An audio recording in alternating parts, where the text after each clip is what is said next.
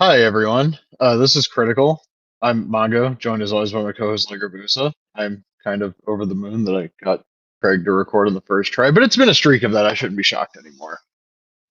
We're talking this week, Buriki One by SNK. It's a Japanese exclusive arcade game. It's a pretty interesting one, but before we get there, I don't even remember the last time we fucking recorded. How have you been?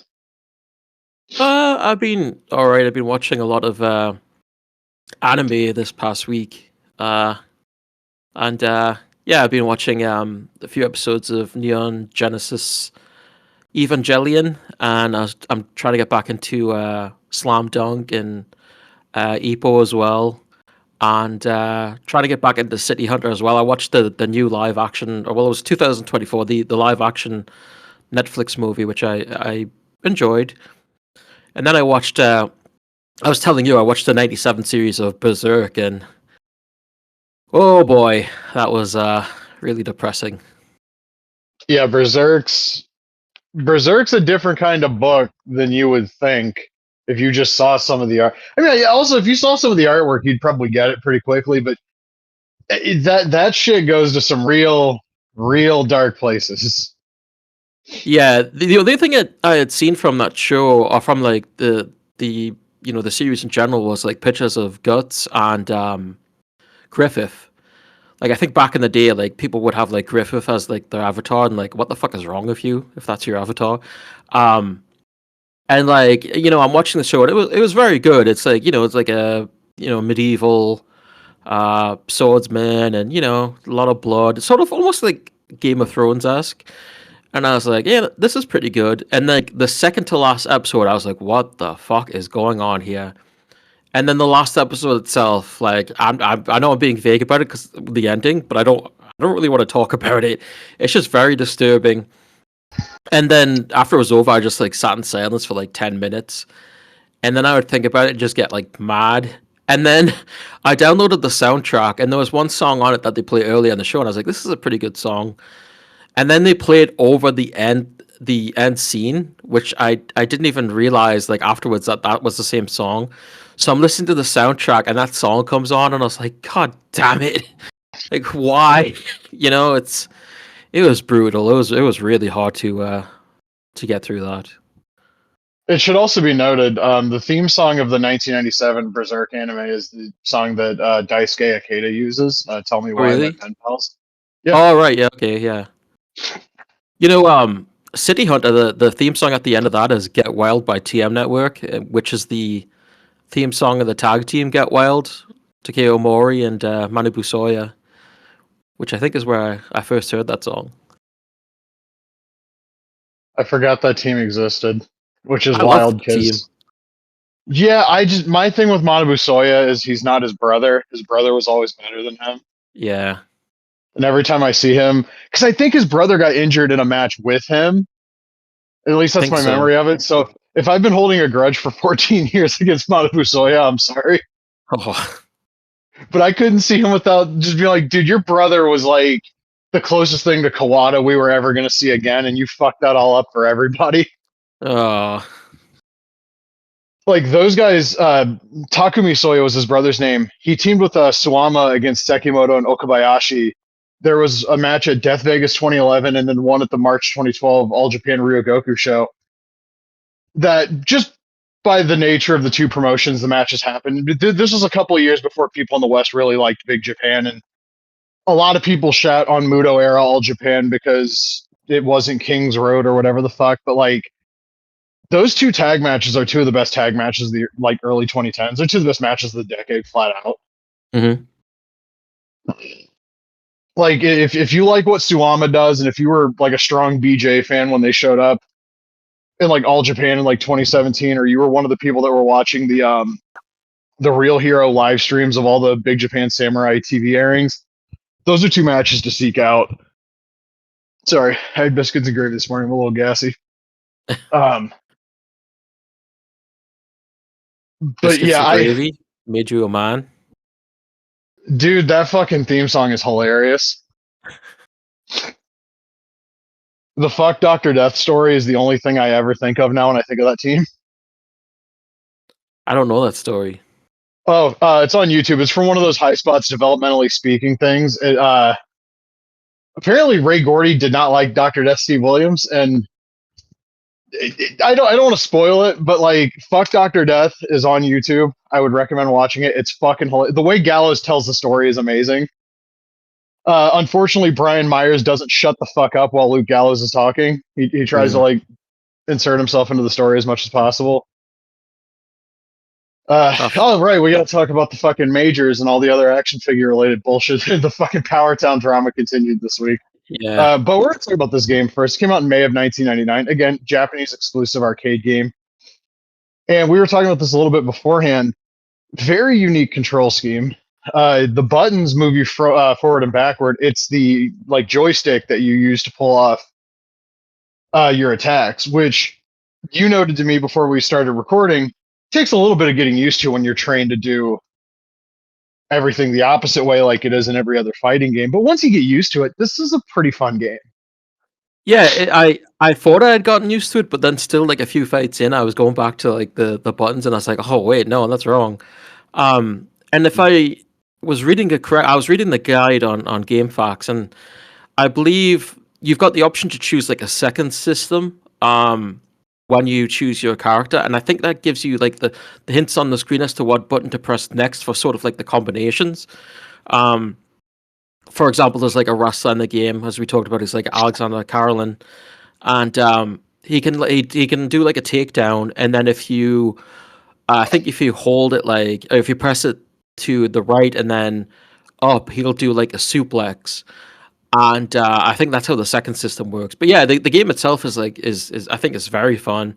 And as I was saying to you, I feel like it's a lot easier to understand than a traditional fighter because the moves are pretty basic and everything's like, as I said, like sort of right there in front of you, as opposed to like a fighting game where you've got the buttons and you've got different combinations and a low kick and a high kick, and sometimes that's just a bit overpowering. And this feels like much more simplified and easier to understand. Yeah, it's also not as fast as some of the other 3D fighters of that era. Right. Like it's not as fast as Tekken, for example. Yeah. And also it's not reliant on, as like to your point, like super input heavy like button combos to do the really cool stuff. Every character in the game represents like a different martial art, which is kind of cool. And from the decent amount of the game I played, everybody feels unique in how Yeah. you like the Aikido guy plays different from the fucking judoka. The judoka plays different from the pro wrestler. The pro wrestler plays different from the Russian wrestler. And it's a very interesting game. I would like to get a little bit deeper into it. Like, just there's got to be competitive videos of this game. There's Oh got to yeah. be. Yeah. I want to see what tournament play in this fucking game looks like, because I'm sure somebody better at the game than I could probably do some really wacky shit with it. Yeah, it's interesting because you have to consider like the other fighters' fighting style, um, like quite heavily, as I feel like, as opposed to other fighting games. And when I was playing as like the wrestler against more of like a kickboxer, like the karate guy at the end, so I was trying to like keep my distance and then finding an opening to move forward and do like a takedown and stuff like that. Um, So yeah, it's really cool how they've incorporated the different styles into the game, and I wish there was more to it. I wish there was like a more full version, like a sequel or whatever, where they could expand on it a bit more. Because I feel like there's a lot of stuff here that's the basics are really good, and yeah, I just wish there was more because it was really fun. Yeah, this is a game that I wish they could have found a console home for and maybe built a Yeah, little bit more like mode depth into. yeah, like Because I could see a straight up port on the Dreamcast, but I would have wanted like something additional to it. yeah, this is a game that like begged for a sequel. I don't know if it wasn't very Yeah, popular in the arcades in Japan, or like I what the deal was. when I was reading the game fact on it, and I think it said that it had like a limited release. Uh, you know what? That would add up. That would make Yeah. a little bit of sense. But yeah, perfectly fun game if you can get it. Not that it took a lot of effort to get it to run on MAME. It's just I'm a little bit dense sometimes. Yeah, Um, so I think I told you last time, like I just added every BIOS that I could find on like there was like one pack on archive.org, and I was like I couldn't get it to work, and I was like, fuck it, I'm adding thousands of BIOS from this, and it ran, so I was pretty happy about it. yeah, it's an interesting like. I feel like if you were going to develop an MMA game, not that anybody's going to, because there's only one. The same problem exists for the UFC that does for every other sport. There's one major license, and if you don't have it, you're fucked. But like, Yeah. if somebody were to acquire the license for an MMA promotion, or God forbid, somebody acquired the UFC license, and they decide like, I want to take a look at some unique bullshit to try to figure out how to make things work a little bit more accurately. This game has some interesting ideas to your point about like keeping your distance from somebody who's more striking heavy when you're more of a grappler. There's never been even the MMA games I like. You don't have a lot of tools to close the distance or effectively manage distance, other than like, okay, I guess Chael Sonnen's going to be a kickboxer, so I can kind of jab my way in to shoot a takedown. Uh, you kind of have to wait for your opportunities to close the distance in this game, at least in my experience. Yeah, And and it's a sorry, go very ahead. smart game. No, Yeah. it's a very smart game for what it is. The thing is, if somebody was making an MMA game today, unfortunately, they wouldn't look at something like this because this feels more like, like early UFC when everyone had a different style. You had the karate guy, you had the boxing guy, yada yada, as opposed to now where, some people might have different styles, but, you know, years ago it was said that, well, if you're going to be an MMA, you need to learn everything. So everyone sort of feels more or less the same. Um, and here it's just like, no, everyone's very, very different. Like the boxing guy is he's not gonna take you down. You know what I mean? So Yeah. unfortunately, people wouldn't look at something like this, but I feel I would love if they would because it's unique compared to what you would get in the current day MMA game, and um, that's something that we need. I mean, even somebody making like you could make a really sweet 2D fighting game out of this. Yeah, Like, I'm talking like pixel art sprites or like even pre-rendered.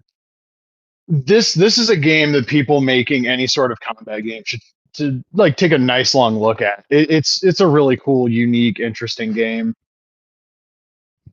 And the more I talk, the more I'm like, fuck, I wish there was a sequel. I I wish know. this had like a console version. I wish somebody did something that was a take off of this, because it I was talking to you because I've been playing a lot of like PS1 era sports games, and like just kind of realizing that the narratives surrounding a lot of them are bullshit. I get in my bag a lot about like there's still stuff to discover with other genres, but from like we'll say like 1987 onward, wrestling games are pretty well documented. Like there's nothing that's really gonna surprise me. Like, oh, this exists. I mean, I guess Tokon Club kind of did, but I knew that game existed. I just never really played it. Yeah, the only thing I could think of is like those PC games that I found on archive.org, which were like they were Japanese games, and they were sort of like it seemed like they were like wrestling simulators with graphics and stuff. Like I couldn't really get an exact idea, but that was stuff I'd never heard of, and it had like you know fictionalized versions of actual wrestlers. It seemed super interesting, but I couldn't get it to run or anything like that. So I would have liked to check that out, but that's really the only thing I can think of that's like, oh, I didn't have any idea of this thing beforehand. But everything else, as you said, has been pretty much well documented. Yeah. And one of the things about that, before we get to figure news, and there's WWE 2K26 leaks because it's that time of the year. Um, I like we both grew up basically in the same time period, and the narrative about Acclaim is that like 98% of what they put out was always shit, right? Hmm. And I remember growing up reading the reviews of like Quarterback Club 98, and I've been playing a lot, like specifically a lot of old football games lately, and I do not know why. Um, and I was like, well, I want to give Quarterback Club 98 a shot because I was playing Game Day 98 again, and I like that game, but there's some things about it I'm not crazy about. And I played Madden 98, and I was like, well, the missing piece to this puzzle is Quarterback Club. And then I noticed Quarterback Club was fully polygonal, like 3D models. Madden wasn't. Mm-hmm. It was still pre-rendered sprites. And I kind of just dug the way the game looked. And then I got to work on like RetroArch, and I was fucking around with it, and like the running probably doesn't feel as good to play as like Game Day, although I can make the argument it's probably a wash. The passing is better than either of the other games. It looks better, it sounds better, and it has a whole bunch of classic teams and stuff like that. That's the best football game for the 98 season. It's probably like that. I hate putting Game Day at the bottom, but I think I like Madden 98 more than that. Actually, you know what game's at the bottom? Madden 64. No NFL license. It plays like a worse version of Madden 98. I don't care that they have fully 3D models in the NFLPA license. It doesn't. None of those N64 EA Sports games are any fucking good. NASCAR 2000 is great on the PlayStation, sucks on the 64. Triple Play 2000 is great on the PlayStation, sucks on the N64. NBA Live, same thing. Every Madden game, same thing. Like, people love to talk about the N64, but like, if you weren't playing the Aki wrestling games or fucking like Nintendo first party games, the only thing you really had, honestly, was like Acclaim dropped a really good couple of football games and some pretty good hockey games, and those NBA Jam games that were NBA Jam in name only, those are perfectly good like NBA Live clones. Well, what Yeah. I'm saying here is like Acclaim Sports actually had the fucking sauce when they were doing anything but wrestling. Yeah, for whatever reason, they couldn't figure that out. And like, dude, I went back and was reading the reviews from that era. And buddy, I'm here to tell you, we dunk on like IGN review scores and everything on the show. People reviewing games, specifically in the PS1 era, had no fucking idea what they were actually looking at. like, oh, in Quarterback Club 98, when you throw a pass, the ball takes so long that by the time it reaches its target, there's 3 other defenders. You know what other football game from the 98 season that happens in? All of them. Jerry Rice, 20 yards down the field, wide open. I throw the ball magically, like 3 motherfuckers have caught up to him, and he can't catch the ball in Game Day 98. Same shit in Madden 98. The only difference is in Madden, there's like a higher percent chance he just catches the ball, and in Game Day, not Game Day, Quarterback Club, he's basically going to catch the ball like 9 times out of 10. In Game Day, I've thrown like passes to wide open people and just watched it bounce off their fucking helmet. And I don't remember that happening when I was a kid. So I was it was like jarring. Like, what the fuck happened here? Yeah, I think the thing about like classic sports games like that is there always feels like there's something new to find because we've been stuck with the same license for like decades now. Yeah. Yeah, literally 20 years. Yeah. It's sad. And it's really sad. It is. And I was saying this last night when I was watching the Bills and Broncos game with a couple of my friends. Like, I don't buy that EA pays so much money for that NFL license that the NFL wouldn't make more money if they just split it. But like, are they still that fucking mad about 2K selling 2K5 for $20? Like, that they won't even consider like breaking the exclusivity? It's ridiculous. I mean, there's some like games on Steam and people try something, but like they don't have the the power of like a major studio behind them and obviously the license and stuff. And I just wish that when it came to like all sports games, there was more availability for people and different options to choose from. It sucks. It really, really sucks. Did I put over Legend Bowl the last time we talked? Because if I haven't, allow me to do that again. Yeah, you mentioned that, yeah. That game plays basically like a hybrid of like old school Madden, like top-down 16-bit Madden and NFL 2K. I could not get the NFL mod to work on the Steam Deck, and it got to the point where I bungled something so bad that even after a fresh install, like it would just crash randomly. So I had to be like, "Hey Steam, can I get my?" I'm hoping like after I uninstalled and refunded it, if I buy the game again the next time it's on sale and download it, it'll unfuck whatever I fucked up. I think you know what the problem actually was probably. I didn't buy the game and the DLC before I tried to install the mod. I had the game, tried to install the mod. That's probably actually what it is now that I look back at it. But like the actual gameplay in that is like the best football gameplay I've experienced since fucking All Pro Football 2K8. It's a very fun game. I'm not a fan of like American football of like watching it or anything, but like I could see that about like a bunch of different sort of sports. Like I don't really like watching baseball, but I enjoy baseball video games. That was always my thing as a kid. I hated watching NASCAR, but if you gave me like NASCAR Thunder, I'll play that shit. Yeah, because it puts you in control and you get to skip all the, especially with baseball, you get to skip all like the cutscenes between innings and all that bullshit and just get straight to the action. It doesn't take you 9 hours to get through one game. Right. And also, speaking of baseball, the Acclaim All Star Baseball games. I feel like everybody that was around then knows that those games were pretty good.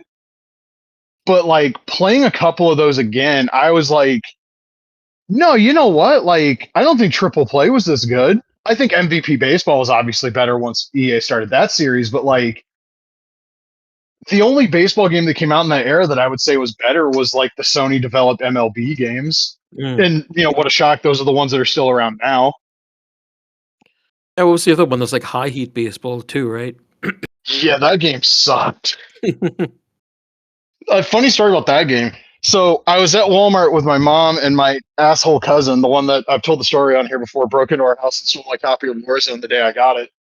Um, and I really wanted a baseball game because that was like it was '98. Like that's long gone summer. That's McGuire and Sosa. And my asshole cousin, as I'm trying to get my mom to buy me whatever the Sony game was, points out that on High Heat's cover it says this is the most accurate baseball game. Yeah. And Bullshit. fuck it. That was the game I got. And dude, I played that game like 3 times. And my mom was like, well, how is it? And I was like, this game sucks. And mom's exact words were, that's the last time I ever listened to him. And I was just like, the baseball game that has the same cover as Game Day is like was like right there. Why didn't we get that? I Because had like sorry, go ahead. I was just gonna say, like, to me as a kid, like 989, I know people don't like Twisted Metal 3 and 4. I liked those games just fine as a kid. I probably wouldn't like them so much now if I really like sat down and devoted a few hours. But like 989 Sports, that brand meant some shit to me. Like that meant the game was actually good. What's the baseball player that had his own like thing? Was it Kurt Schilling? Uh he had a game, Frank Thomas had a game, Ken Griffey Jr. had a game. But he was like it actually like had ownership, right? Maybe. There was some I just know story Kurt Schilling's an asshole. about some baseball player who had like an actual stake in the studio and was like, I want to say it was like a big disaster at the end of the day.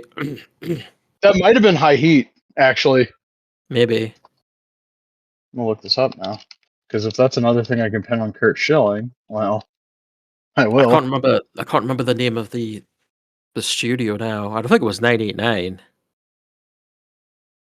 But it had like maybe it was his number or something like that.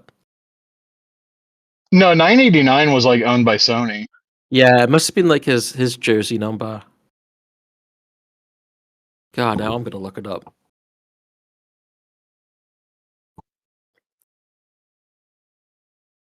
I'm sure this is riveting audio. There's somebody like out there that knows and they're listening and they're screaming at their phone right now. Oh, that's 38 Studios. Right.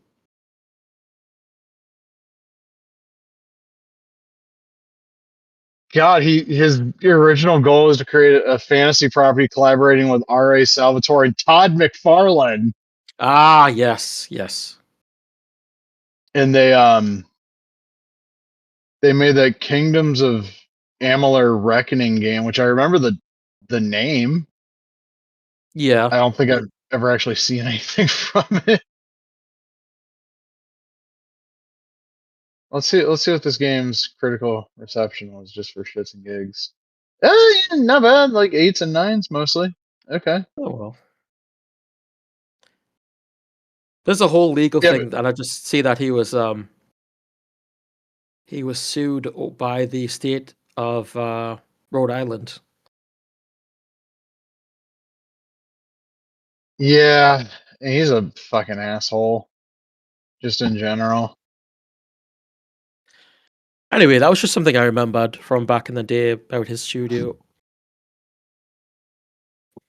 Yeah, I'm not shocked. Something he was involved with was a shit show. But yeah, moral of the story here is if there are games from that N64 and PlayStation 1 generation that have always kind of gotten a bum rap, it's probably you could do worse things in your life than playing those games just to see for yourself. I think it's time we all do a critical reevaluation of WCW Nitro by Inland Productions. Um, um, that's okay. what a phenomenal.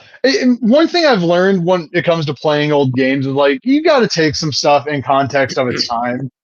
Because like you Right. compare Yeah. Quarterback Club '98 to like NFL 2K5, and like okay, come on, like it's not as good as what came later. I still think Nitro and Thunder aren't very good games, even by and of themselves in the context of their time. But like if you look at it in the context of if you had a PlayStation, it was basically those games or the Acclaim games. That's like Yeah. being a fucking you're in the desert looking for an RC Cola machine at that fucking point. Jesus Christ. Yeah, that was God, I can't remember when I first played World 2. I don't know if I rented a console or if my friends had like a 64 at that point, but like I can't imagine just being like stuck with a PlayStation at that time.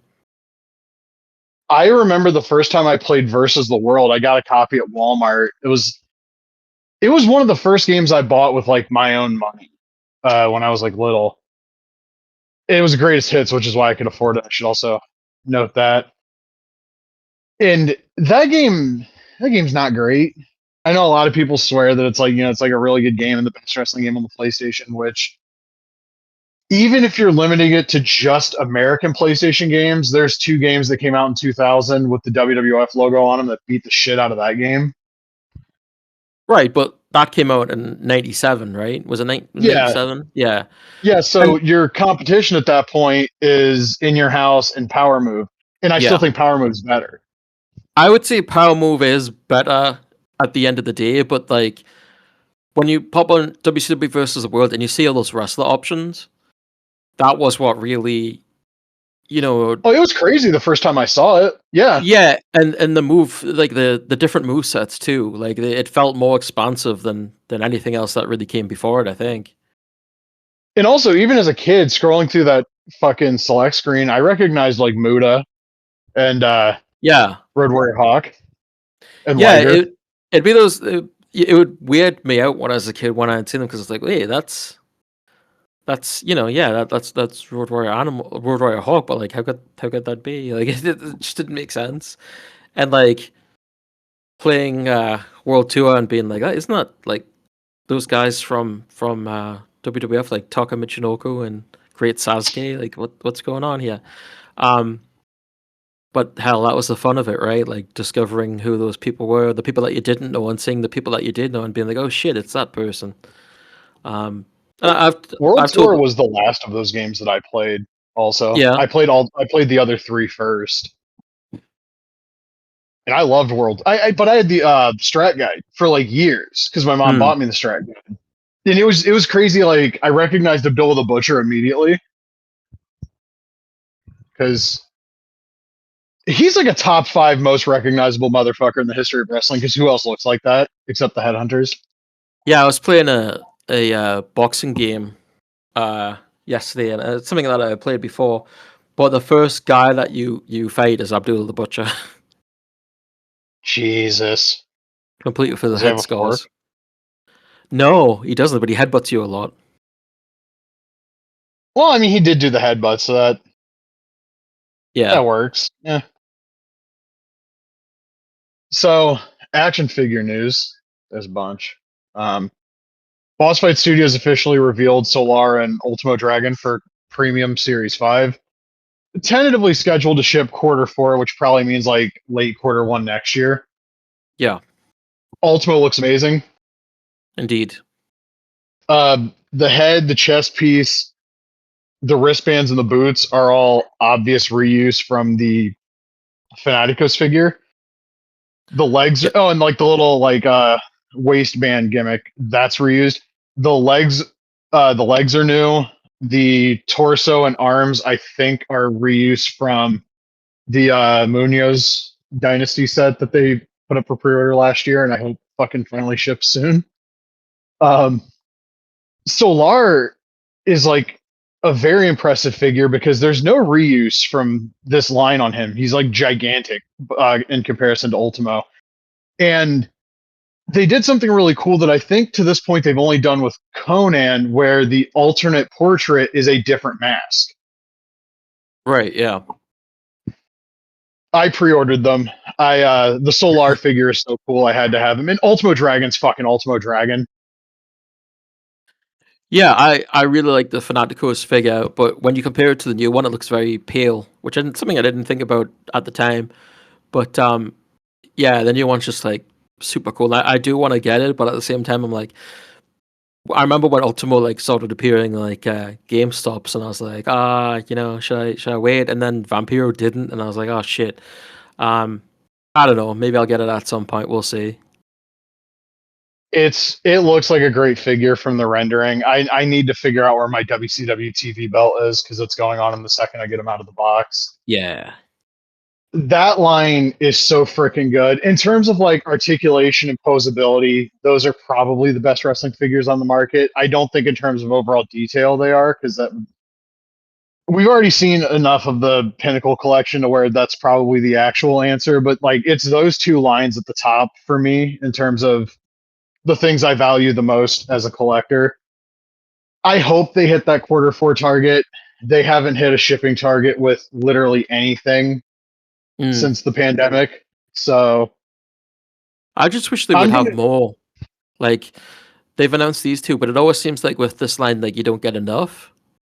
No, especially when you consider how many people they fucking have signed. Exactly. I asked Kevin Kleinrock about Great Sasuke, and the answer he gave me seems to imply that Sasuke's licensing deal has run out. So like you had him signed for 5 years, you couldn't make a fucking figure? Yeah, you didn't do anything with him? He did hint to me that they were looking into doing something with Juventud Guerrero, which, given that the Fanaticos figure was so obviously based on ECW and was missing details that were on the original render, I think they owe it to the people that want a Hoovy figure to actually get that one right. I don't know. I could see them doing like a later era, like you could have masked and unmasked if you can switch the heads. Yeah, that's premium collection Hoovy with like an alternate maskless portrait would be the ideal scenario, I think. Yeah. Doing Sikosi's merch is interesting now because like they have him signed, but also WWE owns AAA, which means in theory they own Sikosi's, like the gimmick and the attire. Yeah, it'll. I have a feeling nothing will happen with that. The closest thing I can think of to something happening is like somebody's going to reach out to Kevin Kleinrock to license him to WWE. So yeah, Monday Night Wars Sikosi's that you can't find in stores and has to be immediately rushed into the ringside from the vault line. So why are we bothering to collect the Monday Night War figures in the first place? Yeah, it would be cool if they made like the whole like Los Vipers stable, but that's not gonna happen. My kingdom for an Abismo Negro figure. Yes, yeah. That guy fucking ruled. And I don't buy that it was an accidental overdose, but that's like a whole fucking that's a whole different podcast and a whole different conspiracy to get into. Indeed. We saw a lot of Mattel stuff this week, but the most interesting thing to me were we saw the studio shots of Ultimate 30 Hulk Hogan. Mm-hmm. Goddamn, what a figure. Yeah, it's cool. I just don't think I need another Hogan. Yeah, I don't know where the hell my other Ultimate went, so that's probably the excuse. that was a sign from Terry Jean that I need to buy another one. But a great figure, looks great in the box. They did the studio shot homaging the WrestleMania NES cover, even though it's not the accurate fucking shirt, and I'm gonna beat the drum with that till the day I die. Because like they were so adamant, like, oh, it's from the NES WrestleMania cover, and I'm just like, no, it's not, Steve. You know it isn't. But also, like, the Hulk Rules shirt looks better on that like ripped shirt thing they got going on. It wouldn't look as good if it was the Hulkamania logo. Yeah. So I get it. It's fine. But don't tell me that's what it's from. You can say it's inspired by that. That's fine. But they're like, oh, it's the picture from the, and no, it's not from that picture because there's no picture of him doing that in that shirt. We You saw know, LJN. Oh, go on. Brian from WCW Worldwide pointed out that in that actual photo of Hogan from the NES cover, Bam Bam Bigelow is in the background, and on the NES cover he's like photoshopped out. But if you look closely, there's like a little part of his like head that you can see by Hogan's arm. That's crazy. Hold on a minute. I actually have the box to WrestleMania for the NES in Yeah, here. I'll see if I can find the actual photo. Poor Bam Bam. I wonder if he got like royalties from his like a little part of his ear or whatever being on the cover. I don't think Which so. arm specifically? Should be on the left side. Let's see if I can find the actual picture here. It shouldn't take that long to go through because I don't post on Blue Sky very much. So, oh, it would Oh, I help if I saw was. the. It would help if I wasn't on Twitter. Well, I opened the wrong app. My bad. Oh my that's crazy god. though. We saw LJN Series 2. I didn't like the Steve Austin when we saw it at Comic Con, but seeing the studio shots of it, that's a really good figure. And it's Yeah. also, we talked about this yesterday, it's a mind fuck seeing Steve Austin on the 85 LJN carding. Yeah, it's really strange to see it. It fucks with you a bit. And it's weird to see the poster design too, because like that this should not exist. This does not make any sense. Jesse, I have the same problem with that figure that I did when we first saw it. It's an announcer figure, but he's holding the microphone nowhere near his face.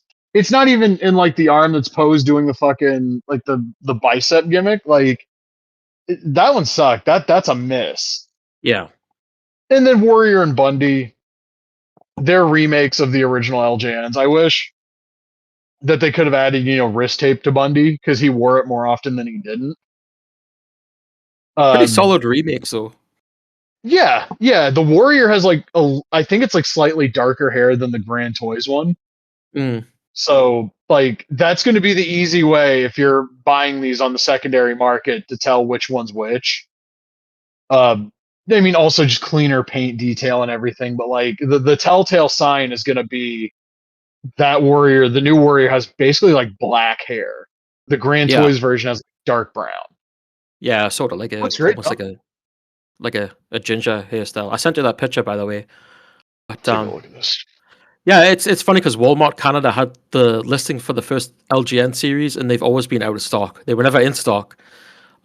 Same with the Great Muta NWO, which is super disappointing. Okay, let me. I have the box right next to me. Oh yeah, no, you can kind of see the edge of Bammer's face. Yeah, Yeah, I was looking up around like the arm and the armpit. yeah, I misremembered it, but yeah, That's wild. Also, look at Bammer with the red boots on. Look at him. yeah, that's a cool look. That's an all-time iconic, like not even just Hogan picture. That's like an iconic wrestling picture because of the use on the cover of Mania NES and also the sticker for the monitor on the Hasbro ring is based on that. He looks weird in it though, like even weird for Hogan. Like that doesn't look like his hair.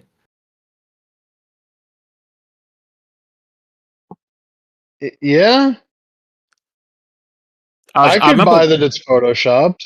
I remember looking at him as a kid and I was like, why does his hair look like that? Because he's got that skullet, but like he's got hair that's like sticking up, and I was like, what's going on there? Someone, according to the Major Pod podcast, I know you'll be interested in this. The retro prototype of Enzo Amore is on eBay for the low price of $10,000. And you can't beat that. That's what he used to say, right? I think it's Can't Teach That. Oh I don't yeah, that's remember right. it. Who gives a shit? I hated that fucking act. Yeah. I liked him at the Um, time, but like when he got on the main roster and like they just like turned up the level on the annoyance factor like to 100%, I was like, fuck this dude. remember when he fucked himself up trying to like slide out of the ring at Payback 2016? Yep. Yeah, I remember that. We saw Retro Series 2, 2026 Series 2. It's it's Jey Uso, Yeet, Logan Paul and Paul Heyman. I'm trying to figure out how I want to put this. The presentation of these is a lot nicer than they were before because obviously they're doing a lot more work to like ape the Hasbro carding. Right. But I don't give a flying fuck about owning any of these guys in this form. Heyman Nope. is the same body as Brother Love and Paul Bearer and Mean Gene Okerlund. Like whoop de doo, he comes with a retro style WWE title. I don't care. I don't give four shits about Logan Paul. And the Jey Uso figure. It's funny that it can do his stupid little entrance gimmick, but I just, man, Yep. I I agree.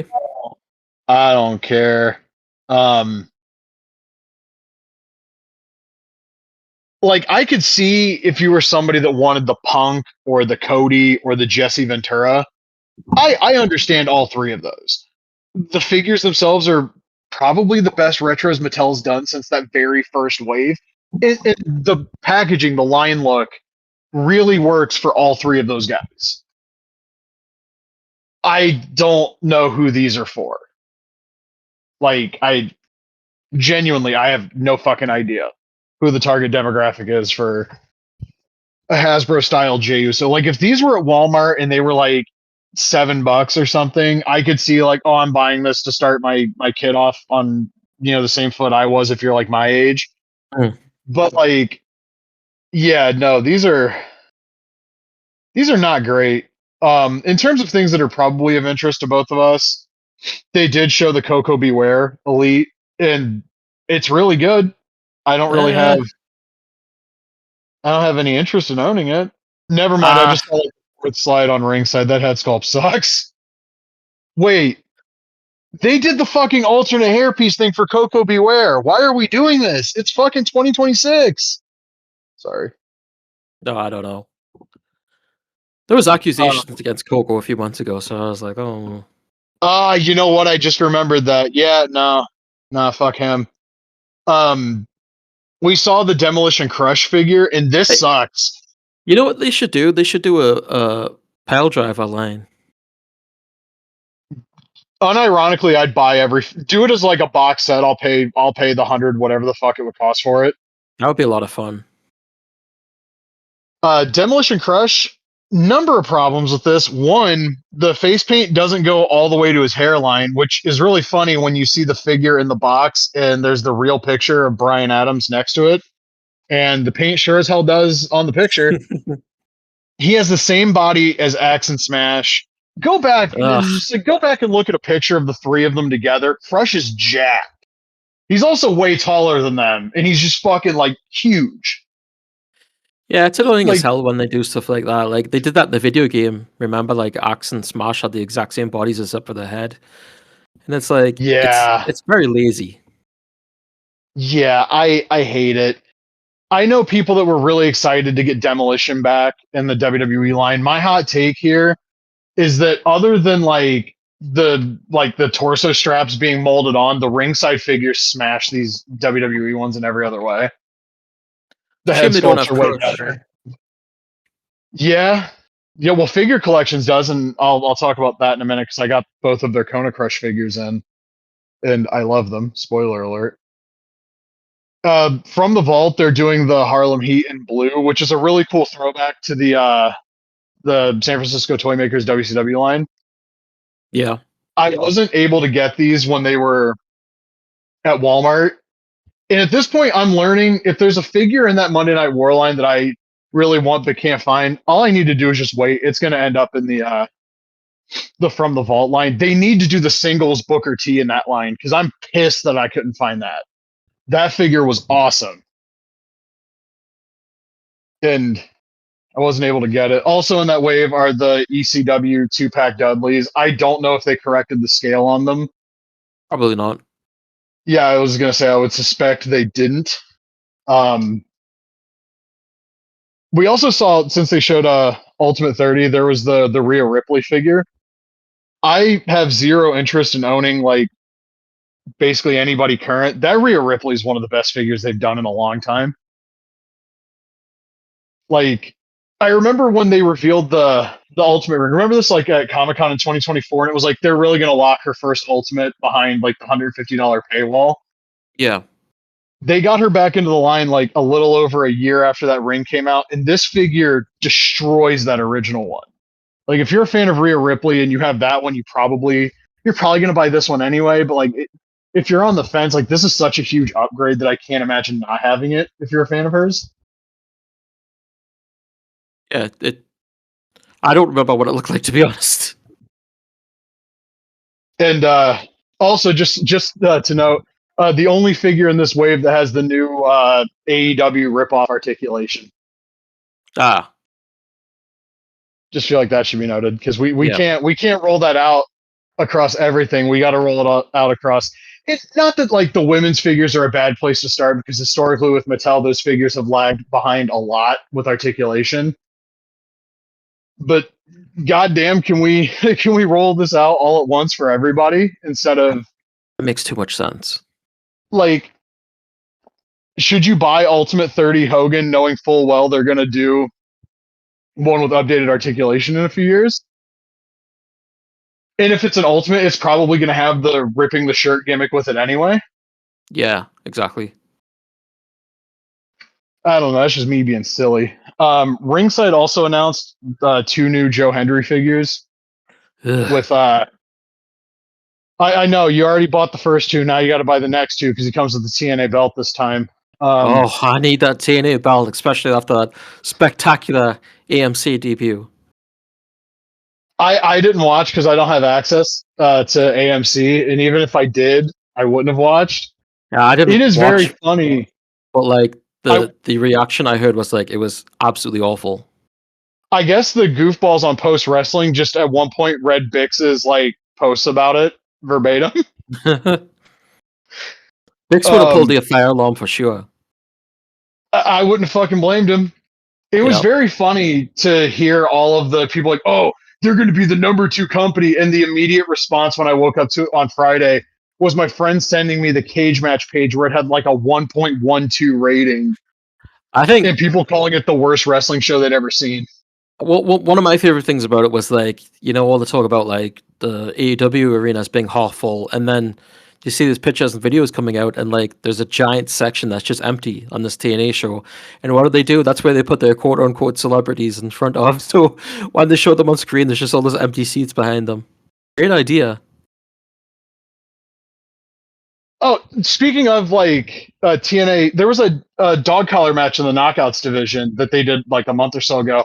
I found a fan cam of it in like the entire half of the building that the hard camera was sitting in, completely empty. If you're a TNA fan and you're dunking on AEW for like half empty venues, go find some fan cams of their television shows. It is a lot funnier than y'all make the AEW stuff out to be. At least AEW realized like we have to downsize some of these arenas. TNA's running AEW's downsized arenas and they can't fucking fill half of them.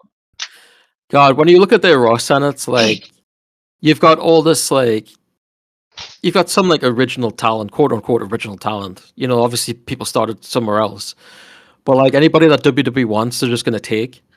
And like, what is TNA left with? They're left with the people that just left NXT and are now in TNA. It must be like when you leave NXT and go to TNA, it must be like being demoted to the basement of your building. It's like you work next to the furnace now. It's like you're in developmental. I don't know. It's definitely like I wasn't the biggest fan of TNA throughout its history, but it's like it's definitely not what it used to be in terms of its positioning. Even like, the whole thing about TNA being around was that there was an alternative to WWE. Now it's their like little sister. It's sad. Oh yeah, they're getting big dogged by the Fed, and Oh, it's it's ridiculous. yeah, and I guess AJ Styles opened the show, which if he's not going to have a match, all of this him appearing at TNA shit is just hilarious. It's funny the funniest thing to me is that they show that video and it's like AJ Styles says Leon Slade as like the future of TNA. No, he's not. He's the future of NXT. You know, Yeah, fucking TNA has no future. Like the that's just future the is like reality of it. Candice Michelle and Cora Jade or something. I don't know. I saw she was in the crowd for that show. I get that she lives in Texas or whatever, Ugh. but like she has no fucking association with TNA. She's she's insane. Oh yeah, no, obviously. No, she doesn't have anything to do with TNA. Like, why the fuck would she even be there? It doesn't. It, There's no chance of Donald Trump showing up there. oh, no. I mean, if he heard that there's TNA, he might show up. Eh. Depends on I the was gonna issue, I make a guess. joke about I was trying to figure out a way to make that joke. It's sad to look at what TNA has become because, like, 20 years ago, that company still had a little bit, they hadn't killed Samoa Joe yet. There was still a little bit of fucking magic there. But, Yeah. like, I know that Tom from Ringside said, we have, Joe Hendry's the first of many TNA figures. Who the fuck do they have? Like, I would probably buy an Eddie Edwards if there was some way you could 2-in-1 it and make like American Wolves Eddie Edwards. I mean, the Hardys But are an obvious one. Um, yeah, but like, are those going to be that different from the AEW figures that kind of just sat? Other than Jeff, like nobody gave a shit about those AEW Matt figures. It's not going to stop them from making Hardys. I understand that, yeah, yeah. but like, that Danny Luna that they have, she's all right. She's a good wrestler. Probably wouldn't buy a figure of her though. No, I, I don't know how. I mean, we talked about when Powertown showed theirs. Like, how is this line going to sell? And it's the same question for Ringside. I don't see it doing very well at all. I mean, the Joe Hendrys have, but like, that's a Yeah, meme guy who ended up on WWE TV. yeah, So like, I'd expect him to do well. It's more like, is a Mike Santana figure going to sell? I don't necessarily think so. not that this is an equivalent, but they did do that like 1 of 500 big rubber guys figure, and it took that thing a while to sell out. I don't Mm. even know if it has yet. Um, it just feels like a promotion that nobody in the real world, like outside of like the deep dark section of Twitter that just has to have an opinion of everything on wrestling. It feels like a promotion everybody that would have given a fuck about has just gone. Yeah, I mean, at one point you had more vocal people that are like TNA is good again. It was not good again when they said stuff like that. No, it was like every 6 months people would be like, no, it's actually good again. And it's like, I remember tuning in during the pandemic because remember when they did the angle with Kenny when he won the belt Yeah. and Don Callis is like, tune into Impact, we'll tell you all about it. And then like the promo they cut on Impact didn't actually shed any light into anything. And then they basically the next night on fucking Dynamite did the same promo. So what the fuck did I watch Impact for 2 hours for? Yeah. Well, But TNA was good again when AEW won. well, They should have put them in the ground. yeah. I mean, I'm sure there was like some sort of overtures made to try to sell that company to Tony, and Tony was just like, I no. think didn't Tony say that at one point? You know what? Maybe. I mean, he made the right decision buying Ring of Honor Ah, because that tape library has, to me at least, that tape library has a shitload more value than the TNA one. yeah. I think it was Meltzer that said that they tried to sell the company to Tony. And that would have only been what, like maybe a year before he bought ROH. Yeah, probably. And like, I'm gonna sound like a fucking a-hole when I say this. What is the actual value of that TNA video library? Maybe like 3 years in the 2000s where Samoa Joe was the best wrestler in the world, arguably. Yeah, I mean, Maybe those same 3 years where AJ Styles was in that conversation too. Like, is there like honestly, is there value to like anything in that TNA library after January 4th, 2010? I don't think there is. no. I mean, there's some cool stuff in regards to like some of the classic stuff, but like on a large scale, no, not really. Like, what are Like, you gonna? Are a you gonna lot of us. Oh, go on. like if WWE buys it? What are they gonna put on the vault? Like the best of Booker T and TNA, and it's just like the what was it? The Black Snow stuff. Yeah, I was gonna say like a lot of the fucking library, like, well, they have all these matches of all these guys. Other than like Kurt Angle and Sting, everybody that was a former WCW or WWE guy that went there just treated it like a paid vacation. There's no Yeah, like Kevin Nash has like two good matches in TNA, one with Joe, one with Foley. yeah. They're gonna put out the best of Junior Fatu. What his like two appearances? Yeah, at least with Nash, you could put up the paparazzi production stuff. That's funny. Oh my god, yeah, that stuff was great. That Yeah. stuff was phenomenal.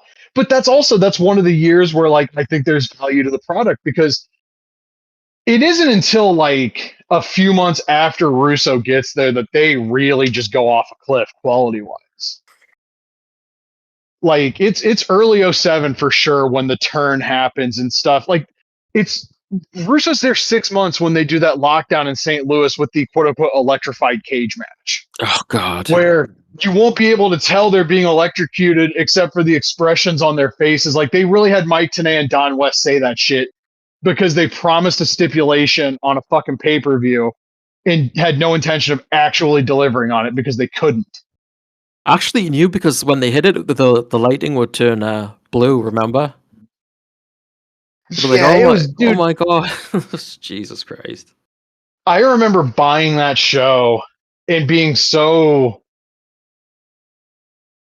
I didn't want to buy the next pay per view though. I was glad I did because that was the one with the Storm and Harris Texas Death Match. Mm-hmm. That's an amazing match. That's on YouTube. Look that shit up.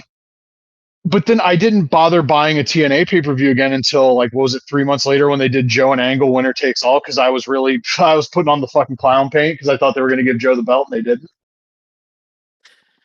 Yeah, I never bought a pay per view except for like the $1 pay per view they did. I don't even remember Yeah, I that. think there was a pay per view that was like $1 or something like that, and I remember getting that. It was funny because ESPN Classics Canada used to show all the weekly pay per views like not that long after they originally aired, maybe like a year or two. So we bought the first TNA pay per view because it was like something different, and yeah, it wasn't great. I started buying the weekly pay per views in early '03. Um, I want to say there was a tag title tournament final with AMW and Triple X. I That might think have so. been Yeah. that might have been the one. And I don't know. I remember there was an asshole on one of those Filsinger Games message boards. I made a post voicing my displeasure that fucking Kurt Angle beat Samoa Joe again. And this guy's like, oh, well, when Joe wins the belt, it's going to be bittersweet. And I was like, the fucking giant ass kicker winning the title shouldn't be bittersweet. It should be like, fuck yeah, that's our guy. I knew that when I was like 16. But Yeah. that guy would defend like Russo's booking. And I remember when they did the Vince's son reveal with Hornswoggle, I was like, Hornswoggle humping Vince's leg was funnier than anything Russo's booked in TNA this year. And I didn't even mean that. I just knew the reaction I was going to get. Oh, the guy's username, by the way, was Canadian Pitbull. He had an online gimmick. This dude was in his 40s even then. Oh He's like in God. his 60s now. And he's like, oh, they call me the Canadian Pitbull because I go for the jugular. And I was like, okay, Oh. buddy. You're old enough to Oh. be my dad, and you have an internet tough guy gimmick. Fuck you. Jesus. Yeah. Holy shit. There was a point where overall I would argue the Fed had a better product than TNA. They did not have a better in-ring product. But that was the problem. They wouldn't give guys time to have fucking matches because it was, who was booking the show. Mm.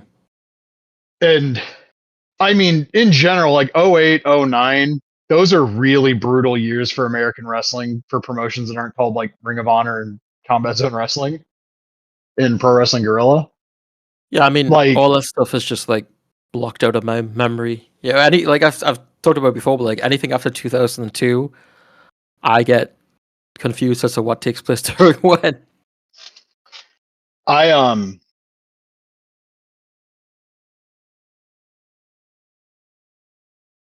I remember the last two TNA pay-per-views of 09 being kind of like the Spring Stampede Slamboree 94 thing where Hogan's about to come in, this company drops like maybe their two best shows ever, and then Hogan comes in and immediately it's like, God fucking damn it, why did he have to show up? Yeah. I was at Raw the night of the first Impact head-to-head, and I got to talk about this. So recently was the anniversary of that, and somebody had posted about the Danielson Chavo Dark match, and I just innocently on Instagram made a comment like, Danielson tried his best to have a good match with Chavo. And I had somebody tell me that I was wrong and that Chavo was awesome. And I was like, buddy, he sucks. I don't know what to tell you. This motherfucker told me to watch Chavo in WCW. Buddy, I did that in the 90s. He sucked. He's the worst wrestler in the SmackDown 6 by a country fucking mile. Watch Every him. match he has ever been in has been infinitely worse for him being in it. If Chavo Guerrero never laced up a pair of boots, professional wrestling as a whole would be better off. He is the most just generically mid, nothing happening, inoffensive, Jesus Christ, why is he booked guy in the history of wrestling, and think of the ground that covers. Maybe How the fuck he's related to Eddie Guerrero and Mondo Guerrero and Hector and his fucking dad too.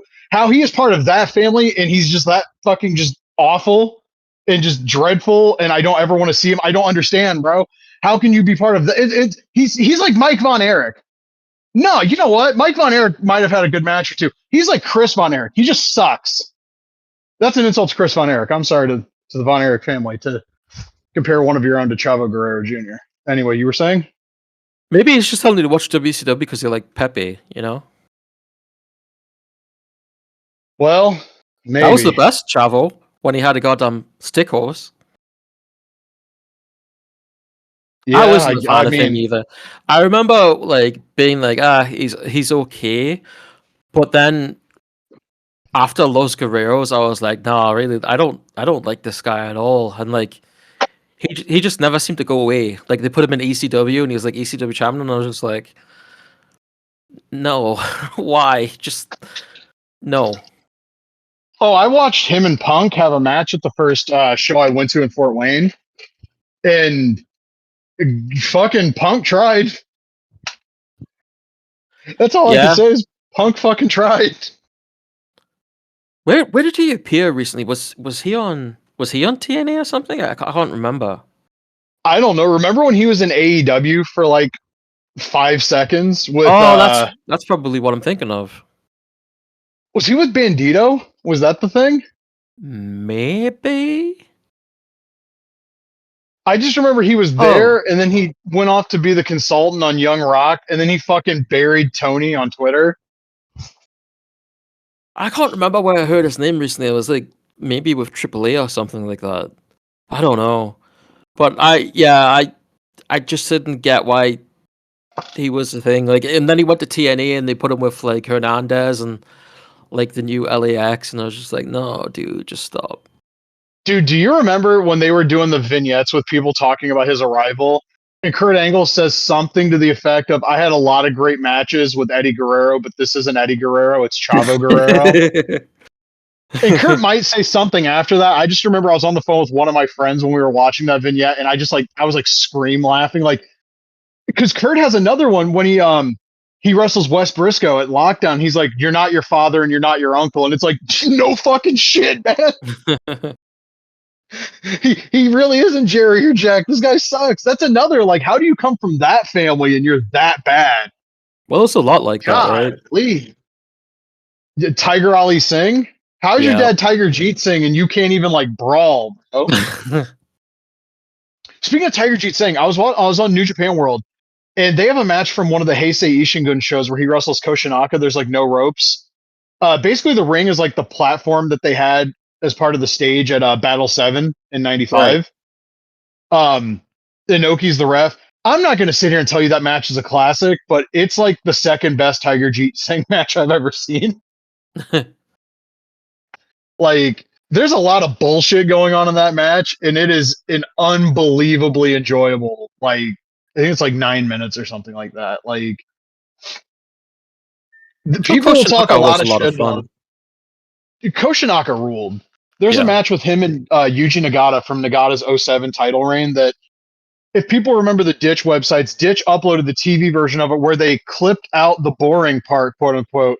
Do you know what my issue with that is? The match went 14 minutes. There was no boring part. Mm. I watched the complete match on IWGP Complete Box. I think it was 5 when that came out. It might be 6, one of the two. And I was like, what was the boring part that they clipped out? Like, this match is awesome. And then a month and a half later, Nagata has the double juice bloodbath with Togi Makabe, which is on New Japan World. And if you're somebody listening to this and you've bought the narrative that Makabe is like a bad wrestler and he's always sucked, watch that match. Yeah. Fucking Unchained King Kong forever. That guy was the fucking shit. Oh, we were talking about action figures. I'm sorry. I got confirmation from a friend of mine this morning that Jazzwares AEW is in fact done. Okay, that's interesting. I asked if he had heard why. He has not replied yet. I mean, the writing's been on the wall since that one Reddit post right around All Out last year. We speculated a bunch. I think seeing that articulated sports picks figure of Connor McDavid that McFarlane put out, I think Todd could probably do AEW if he felt like it. It would also be, in terms of licensing, it would be a drop in the bucket compared to what he just lost, which is obviously DC. And I think one of the biggest problems with the AEW figures selling at retail is just it takes forever to get new product to retail. And the majority of your target audience already knows Ringside's going to have this stuff like 6 months minimum before it has a chance of popping up at their local store. Do you think there would be enough interest to even sell products at retail? Well, remember, there was the rumor that Jazzwares might just go direct to consumer, and it's like, Right. that's probably a better idea. Because I'm thinking, like, if they're willing to work with different companies, like, I think I talked about this previously, but, like, if you're willing to look at, like, the independent companies that are out there and just sort of, like, work with different people, then there's an opportunity to do, like, some really cool stuff. Like, I don't know if Zombie would be an option, but if they could work with him and you know, Epic and all these different companies, like, you could have all these different figure like they would. I think a lot of those companies too would be like jump at the opportunity to work with a major company, right? So if you can imagine, like, you'd have all these different styles of AEW figures from all these different people, and I think that would just be a lot more interesting than, you know, putting your 6-inch figures or whatever at retail and them a lot of them just hanging on the shelves for months. You know, it's, I don't know. 100%, I agree. I don't know what I don't know what their mindset is at AEW on literally anything at this point. Hmm. I'll say this. I do think if you're a major league wrestling promotion, just because it's such an established thing, if you're going to have action figures, you need at least one of them in stores just to keep visibility. Because it very much is like, if you don't see it at the store, does it really exist? That's how a lot of people still operate. But I mean, I the biggest problem with Zombie would be the lead times. But that's who I would want 100%. Because, like, imagine a Zombie Sailor Okada that was like sculpted and painted by the Four Horsemen Studios. I Fletcher, don't Hangman, everybody. I don't know if I agree if, like, you know, a lot of people view it as like, if it's not in store, it doesn't exist, because I mean, look at how many people do all of their shopping online these days. You know, it's like how many people these days even really go to the mall to buy Christmas presents? Like we actually did this year, but like the previous year we couldn't find anything, so like everything was done online. Um, and I think the case, like, I don't know what it's like in the US, but the case here is like, when you talk about like products on shelves, you wouldn't think like WWE action figures exist because we don't get shit all. You know what I mean? Um, and I think AEW's audience, like, they're very online to begin with, so you know what I mean? It's like, Yeah, well, would in a few different ways, yeah. would they even see like figures on shelves to begin with? You know what I mean? I don't know. I just don't think like retail should be that important to them, especially when you see, we've all seen like the products, the Rihos and the Anna Jays and the Dark Order sitting on the shelves forever, and it's like, do you really want to?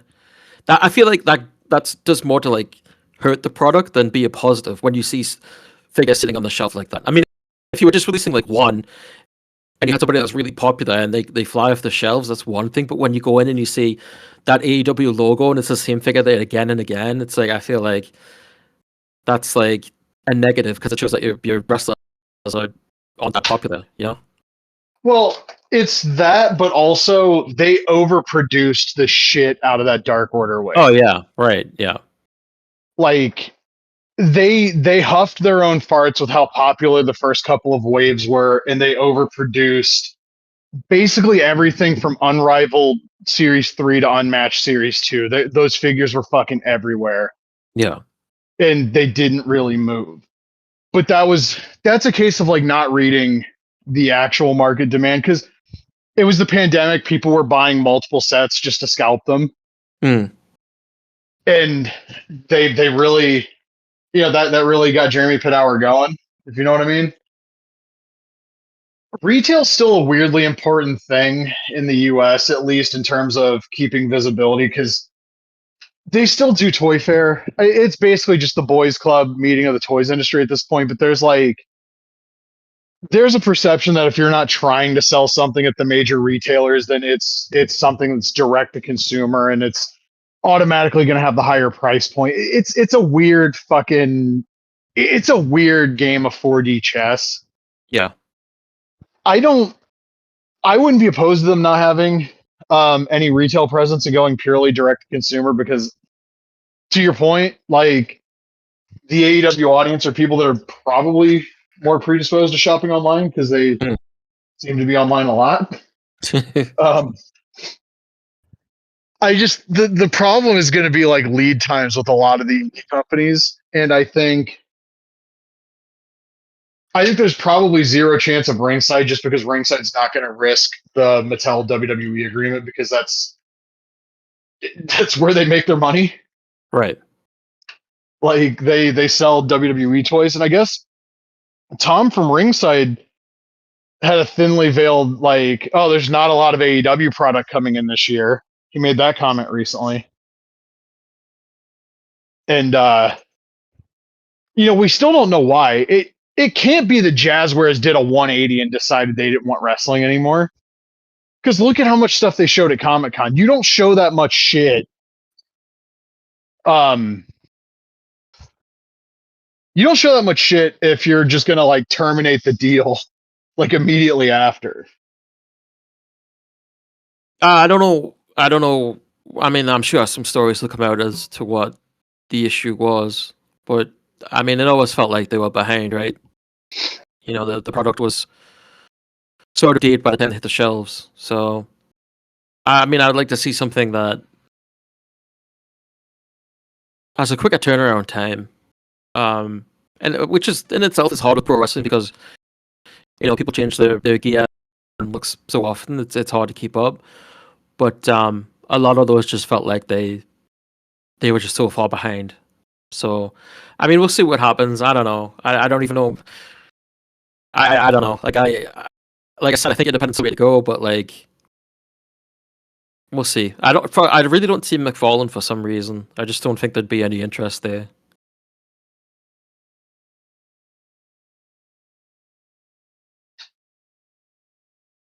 I don't know.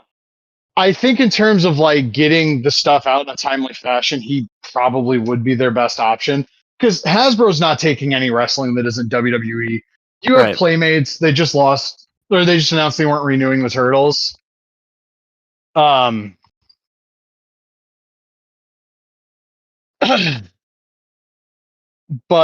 do they want to try wrestling again if it's not the number one? Spin Master, same thing.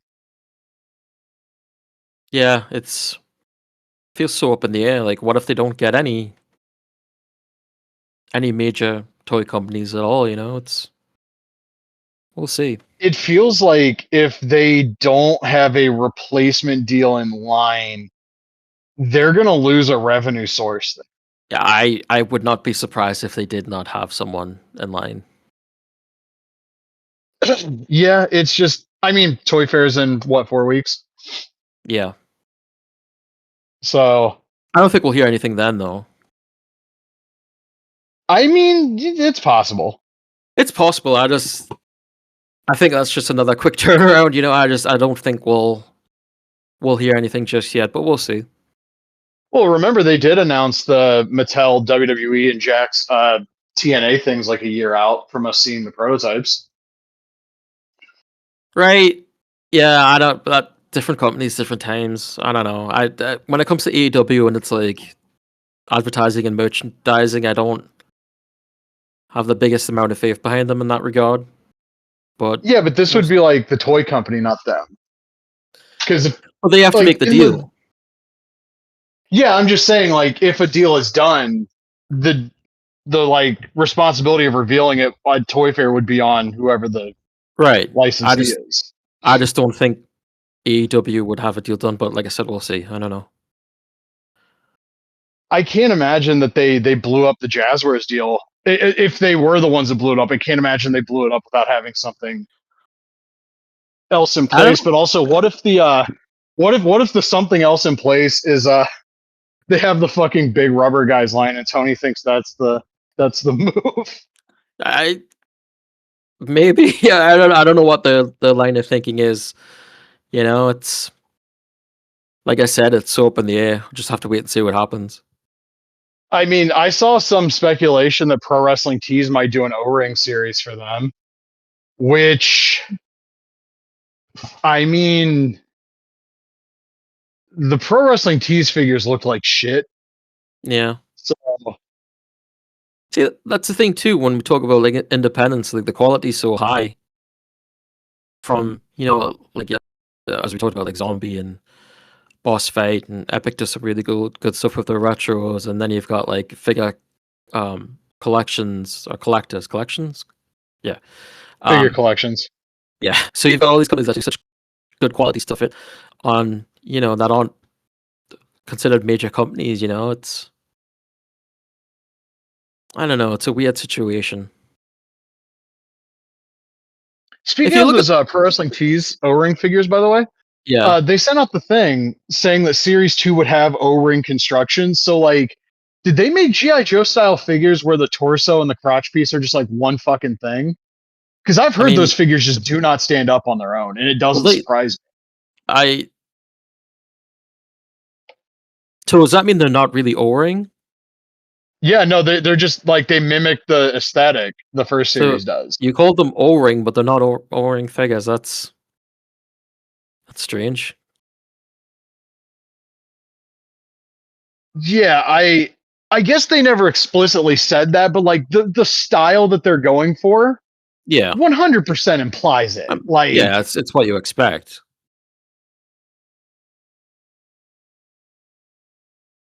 I would have to see if that if that rumor is true. I'd have to see who they make, because there's a chance that's the only Kyle Fletcher figure we get for the foreseeable future.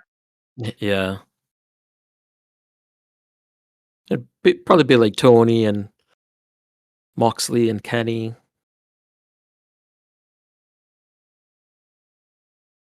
Yeah, I'm curious what the second wave of those are going to entail, because Pro Wrestling Tees has licensing deals with a lot of people.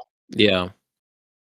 I mean, I think they still have the licensing deal with Roddy Piper, and even if it looks like shit, I'm probably the actual target audience for an O-ring style Roddy Piper. Didn't that already come out? GI Joe did one like years ago, but it's like the modern style GI Joe. Yeah, yeah. I have the Build and Brawl Roddy Piper. I think I have two of it actually. It's a cool figure. Saw a bunch of those classifieds when I went in GameStop. Dude, that line rules. Yeah, but every time I see them, I was like, I wish someone would make like a Predator line. You know, it's like if you could just take like pods here and pods there, it'd be so cool. Doesn't NECA make Predator? They probably just make the Predator though. They probably don't make the Yeah, other characters.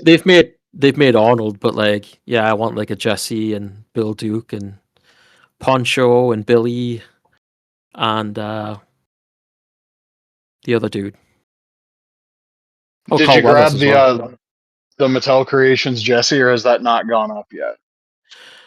No, I'm not spending any money on figures right now. There's nothing that really like hits my eye too much, and it's also like money wise, I'm just like and space wise, and you know, it's where do I put these things? That's understandable. I got the figure collections Kona Brian Adams figures in, Mm-hmm. and this is me being like really sentimental for the Mania 9 attire because like I have a custom by Brian Beatty that was done 24 years ago this year.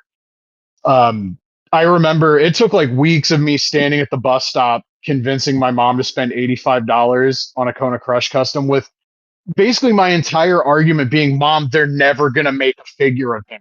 And I was right for about 7 years before we got that shitty Classic Superstars figure that was like a remake of the Hasbro.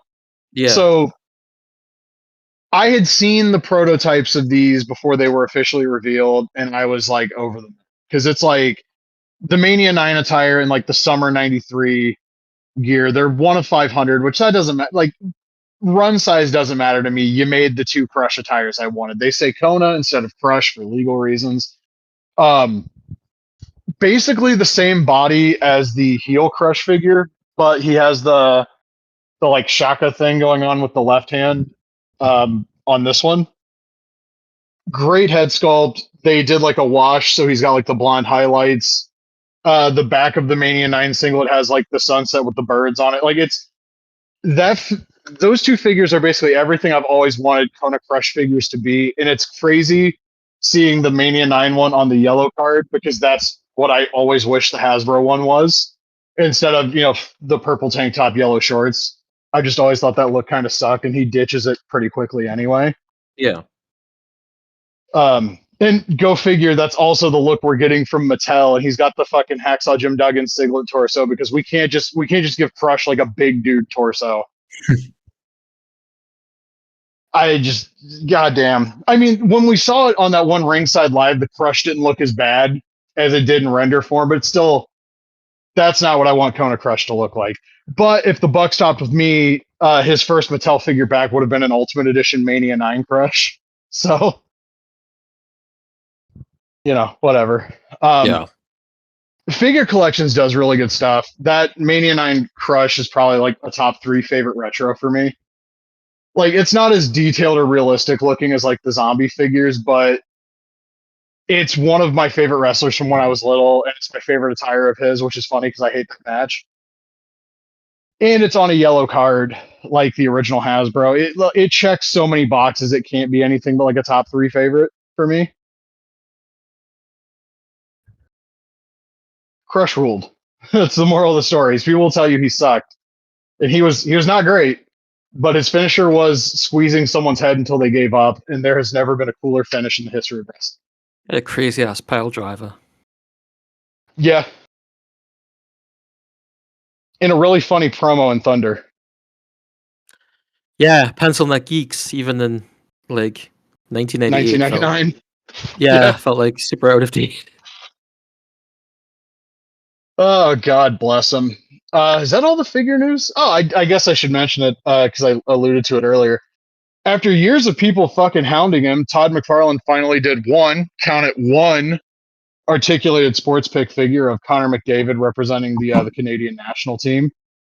I saw a lot of people on Instagram saying the head sculpt wasn't a good likeness, and I know who he is, but I was like, let me Google this just to make sure, and like, no, that head sculpt's pretty dead on. He's just a fucking weird looking dude.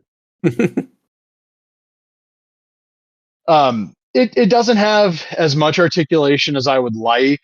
But at this point, Todd doing any sort of articulation on those sports figures is like getting, like a little paper cup from the hospital with water when you've been fucking just like dehydrated for like 10 years. You wouldn't be alive at that point, but still.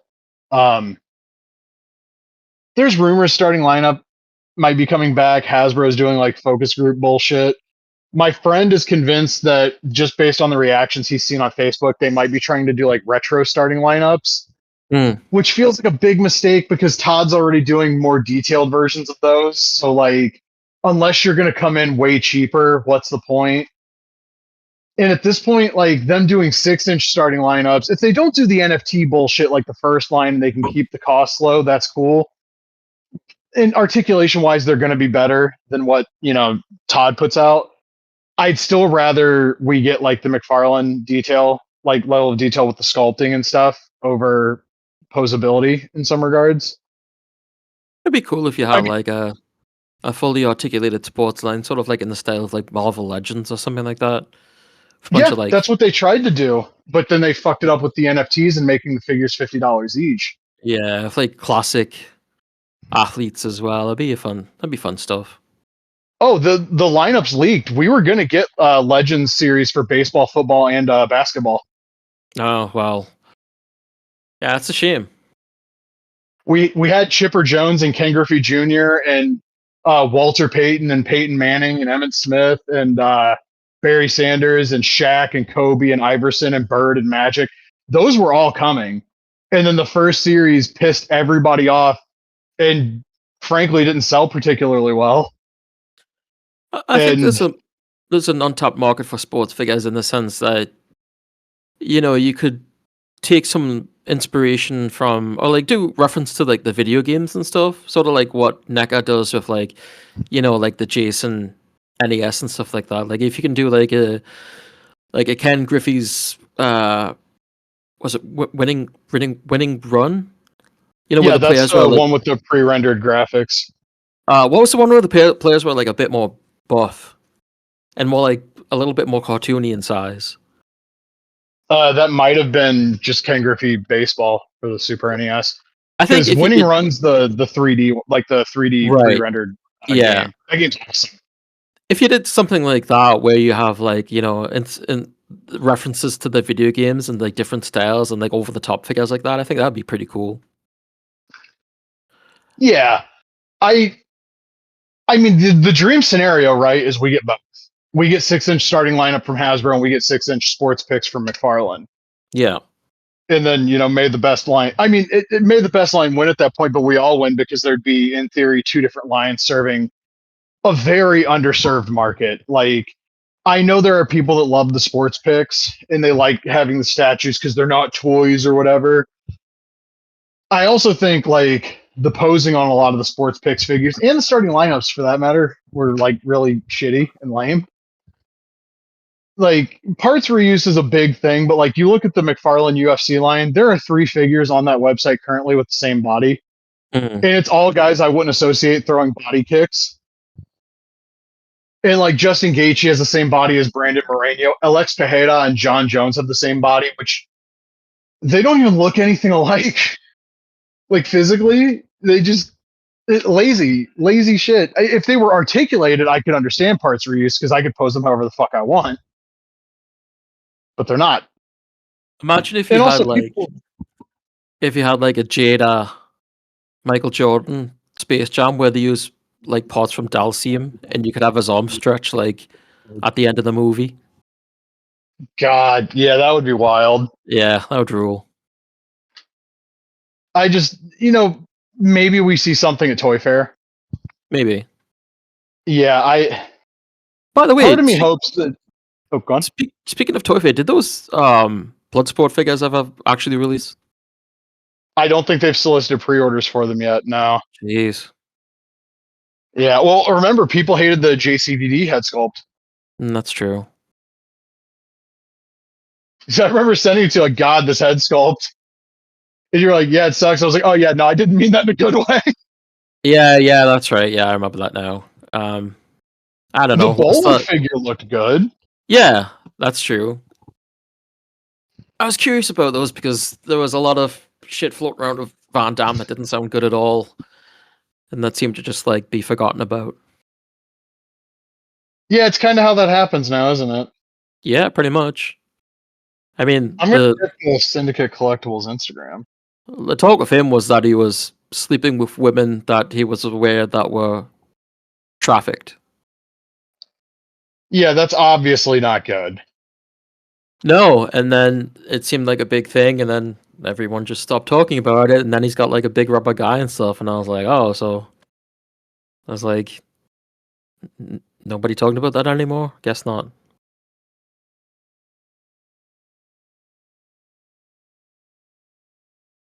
Okay, so the last update was August. It was the like kind of God, lackluster head. The head sculpt that looks more like current JCVD than 1988 JCVD. yeah,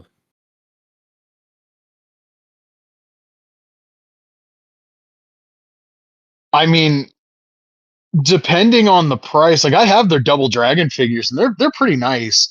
Depending on the price, I would probably I mean, I say I probably would. I would absolutely buy these. I skipped the zombie ones because I don't need figures from that movie in that form factor. Like, oh, cool, there's a Hasbro style Bolo Young. He's yeah, also posed specifically to get kicked in the face by a figure I didn't want to buy because I didn't like the idea of that. That's like more of a starting lineup Bloodsport figure than a Hasbro style figure. He's got yeah, like the flight base and everything. But yeah, I that's those allegations are not good at all. no, um, But also, like, that wouldn't stop the big rubber guys from no, like not the at all. majors aren't gonna stop fucking The guy that producing. had Rick Michaels isn't going to do the figure of Jean-Claude Van Damme. Get out of here. No. I was just thinking about the O-ring figures and how you could do so much of those. Like the benefit of those is that n- they're so small, right? Like you can literally just like the GI Joes, you could just have so many of them, and they're not going to take up a lot of space. You know, it'd be interesting to see like UFC figures in that line because I mean we've seen with like the Soccer Robot, like you can do it.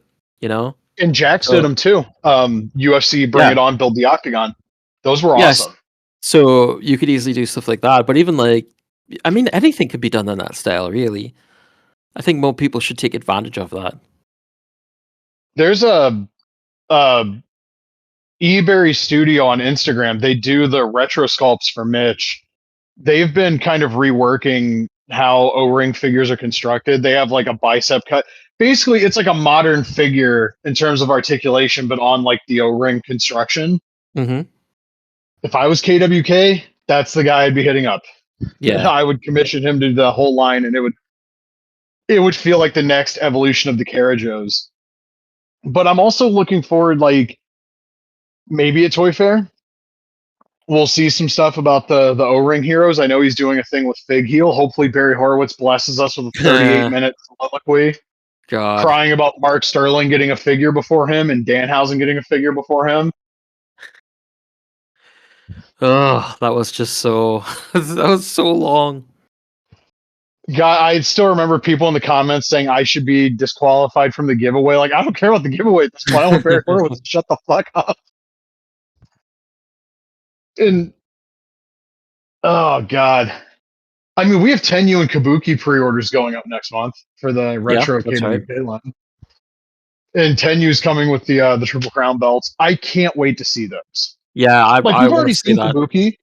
Yeah, the Kabuki was great from what we saw, but the Tenryu, I desperate to see. Yeah, like he's an easy purchase regardless because it's fucking Tenyu. Yeah. But I don't know that I'll buy Kabuki. I know one of the variants is him from the '94 Rumble in the purple pants, and I've seen that like a million times. It's one of my earliest life memories. Yeah, that's But a I good don't. Hissei Ishingun 90s purple look, yeah. I think I'd probably be more likely to buy like an O-ring figure, especially if they're in line with the Carajos, Mm. just because I still have Muda floating around somewhere in this house. Yeah, I've got my Chono You around guys? somewhere. I have on my shelf, I have Sakuraba double wrist locking Hicks and Gracie. Got And my then on card, I have Liger, Tiger Mask, Inoki, Takada. I think I yeah, have Choshu. I think I have a Chono. I might have Masakatsu Funaki as well. got the good old UWF Takada, UWFI. Yep. That's a cool figure. I don't have the Pride Yep. one because why would I want that one? You could break I his think I have arms. well, I have the Pancrase Masakatsu Funaki as Oh, well. I cool. didn't Yeah. get the one from the Hickson fight. I didn't see any reason to to buy that one. No. These are versions of these guys that lost to Hicks and Gracie. Shame they didn't I release a don't. ring with them. Yeah, it's a shame that like Mogura House didn't get in on those because fucking the Noah roster would have been Yeah. sick. I could sit here and fantasy book like a couple of different scenarios of the the Noah and all Japan guys from that era because like Devil Muda, Oh, that would have yeah. been sick. Fucking Kojima would have been awesome. I would have I would have been very happy to get Tenyu in that form. I mean, we might still get Tenyu in that form factor. Hayabusa would Yeah. be one we might get from KWK because I mentioned it on the post where he announced that he was like the representative for Hayabusa for action figures, and he said definitely possible. And if Hayabusa's not in that first wave, like what the fuck? I wonder if eventually Zero One will try to say they have any ownership over the Hayabusa character. Uh, I don't know how that works though, because that was a creation of a company that no longer exists. And actually, no, he was Hayabusa in Mexico before he came back to Japan. Yeah, right. Yeah, So I'm I thinking that might be something his family owns. I think they had to get approval from the family too, but I think that I mean we'll see. It's just like if you include Hayabusa on different things, where does it get like mushy?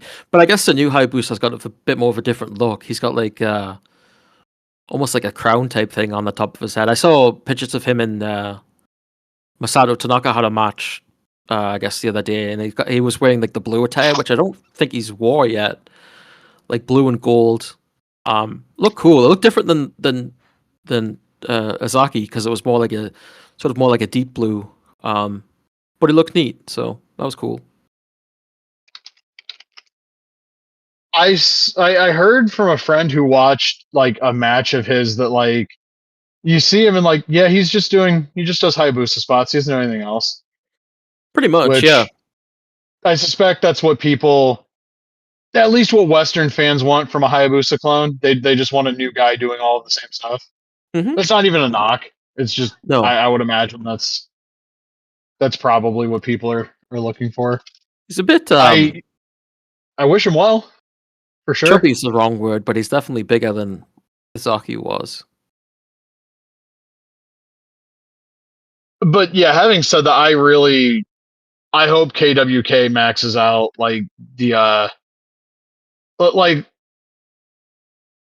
how do I put this? Hayabusa doesn't mean the same thing to me that he does to a lot of other people.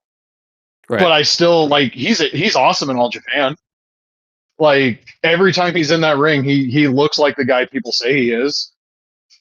And I like the match with Liger at the '94 J Cup, and he has a match with Taka in FMW that's really good.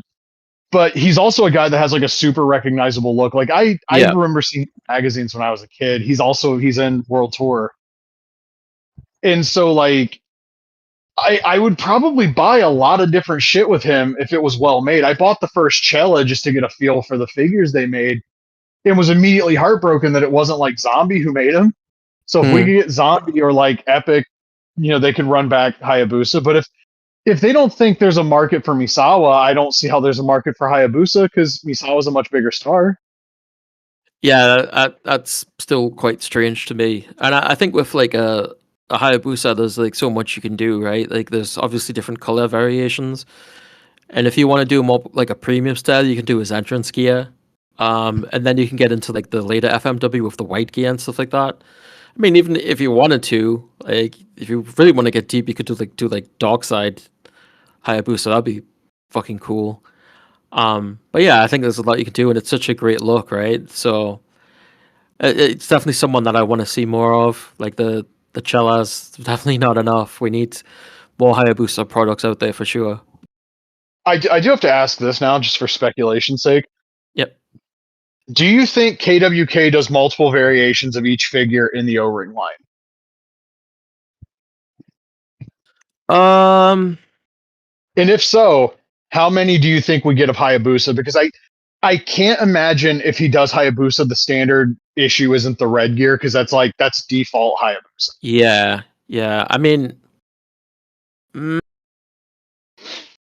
I guess it depends, right? Like some of them might have like multiple versions, but some of us might just have one. Like if you did Tenryu, for example, you're probably just gonna do like the standard look of the yellow boots and black trunks. But definitely someone like Hayabusa, you would think would have different color variations. I guess it just depends on who it Yeah. is. I mean, like Brody, you could do like different vests and boot covers. John Nord, you could do like different tunics and stuff. Jake, obviously, there's like a million different tights designs you can do. Yeah. I feel like he might try to max out like the variants on those. I've Yeah. already I mean, decided if those look even like 1% better than the PWT's one, I'm probably going to be ditching a lot of the stuff that I own that's on my shelves this year, either in smaller drops at the fucking toy department or just in general, like maybe eBaying.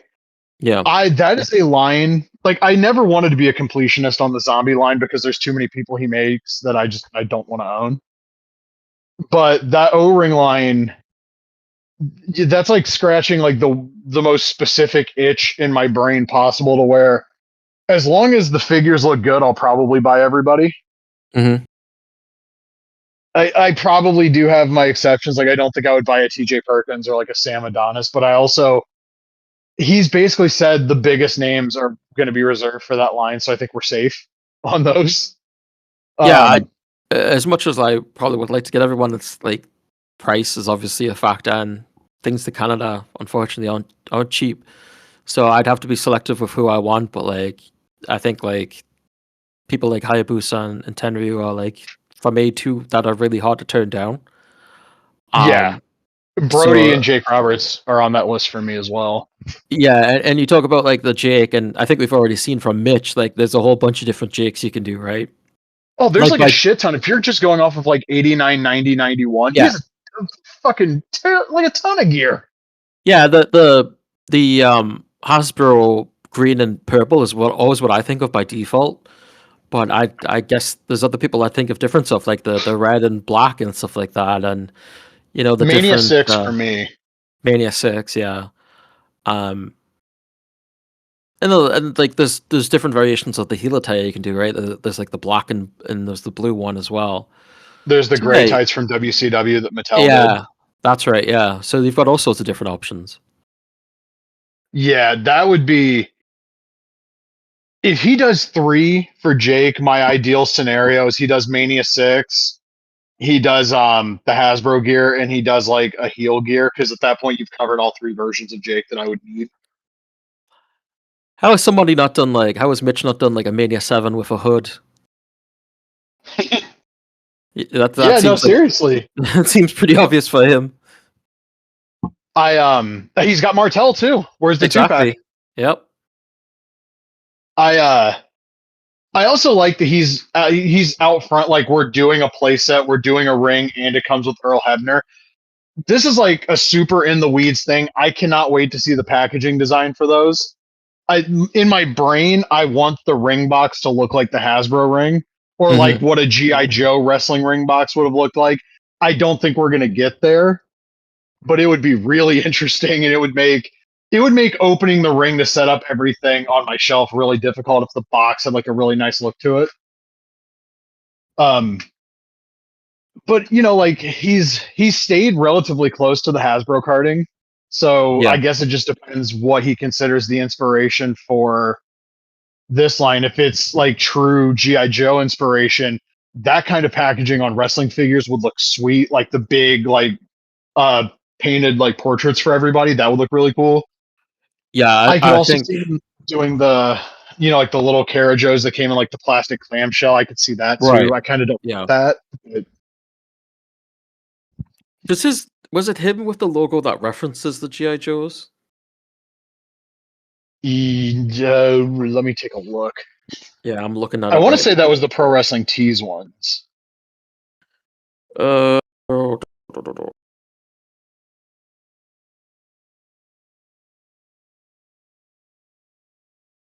God, there's so much stuff on Instagram.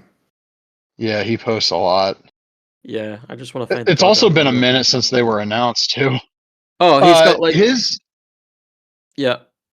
it kind of looks like the GI Joe logo, yeah. So maybe that's going to be the inspiration for the packaging. That's what I figured. Yeah, like if you're gonna go with that sort of logo, then your packaging's probably gonna be something similar. So when he revealed the thing with the Hebner reveal, he said they'll be revealed in mid 2026 and pre-orders will go up shortly after that. Okay. Um, I asked if there's going to be a wave with the ring or if it's individual releases like the retros, and he said he'll have more info on that in the coming New York Toy Fair live with Fig Heel. Um, I'm hoping that he does a full wave because I think like drip feeding these is a mistake. I think you Yeah. need to do like at minimum like 4 at a time. Yeah, I agree. Because like depending like the obvious dream would be they're like $20 and he drops like 6 at a time. I don't think that's happening. No. Um, but yeah, that's other than like more Pinnacle collection stuff. That's like the thing I'm looking forward to the most this year. That scale has been my favorite literally since I had those Mortal Kombat and GI Joe ones as a kid. I love the Carajos. I love the WWE Build and Brawl figures. I like the Power Pack wrestlers that Figure Collections is putting out. Like Mm-hmm. if PWTs gets their shit together and we have 3 different 3 3/4 inch lines at the same time, that's going to be a wonderful year for me. It'd be also But be like fun posing them with like the Mortal Kombat figures and Street Fighter and stuff like that. That'd be cool. yeah, especially if they're the same size. If they're the same size as the Carajos, they're going to be a little bit too tall Yeah, yeah. because those are like I want to say like a half an inch maybe taller than regular GI Joes, but there's so much potential with that line, man. I cannot wait to see like Brody in particular because I think you could do some really cool stuff with him. Like there were GI Joes that had like soft goods or removables, like the Sub Zero and Yeah. Scorpion Mortal Kombat movie figures. There were also ones I think that had just like removable like plastic stuff too, so you could Mm-hmm. do the vest like that. But he's going to look really interesting. Jake, obviously, I think Bad News was announced for O-Ring Series 1. Obviously, Berserker was. If he gives us like Hayabusa and Tenyu, God forbid the great Sasuke, this could be a really, really fucking fun line. And I'm all in. Yeah, I'm Unless looking they look forward to like it. shit. Yeah. Um, even if they look like shit, I might be all in. Just on roster selection alone. As far as video games go, we got 2 kind of big leaks for WWE 2K26, and we'll talk about the showcase first because that's the actual big one because it kind of tells you who the cover athlete's going to be. And I'm not shocked it's CM Punk, but it's CM Punk. Um, so according to Mike Straw, it's going to be done in 3 phases. Like his favorite matches from his career in WWE, what if matches that would have taken place if he didn't leave, and then fantasy Well, matches against guys he never got to wrestle. one sec. So, dream matches if he didn't leave. Isn't that just the matches he's having now? Yeah, well, you know what? Honestly, Mania 30 against Triple H is going to be one of them. You can't convince me it's not. Yeah, I'm just thinking like who would be like that time period that's not still with the company? You know what I mean? It's like, Roman, he hasn't had singles with Roman yet. oh, that's right. I guess, yeah. Um, I mean, he's wrestling, I guess, Finn Balor on Raw, but they Yeah. wouldn't have known that when they started piecing the mode together. Kevin Owens, Sami Zayn. True. Uh, The way I have I just think run about through it is everybody like that would be an interesting opponent? the way I don't know. I guess the way I just thought about it was like you could do those matches in last year's game. You know, it's like I'm thinking about it like from a showcase perspective where they bring in people who aren't usually on the roster. It's like, who from 2014 could you really bring in? And there's like no one. They could do like the the trilogy match with Ryback. Oh God. The dream matches against guys he never got to wrestle. That one's obvious. Bret Hart, Roddy Piper, Randy Savage, Steve Austin, Harley Race. Yeah. I mean, they what was the persona called last year or the year before? Was like there was a Roddy Piper CM Punk. So yeah, that's Yeah, an so obvious one. that's yeah. Here's another thing though. They're not going to do his debut. They don't have Just Incredible. They can't do his ECW title win because John Morrison's in fucking AEW. Right. Where does this mode fucking start? A random match with Chavo. Oh Jesus, dude! Is he under a Legends deal? I Have would I be gotten that surprised. unlucky? Maybe that's the news I remember. I don't know.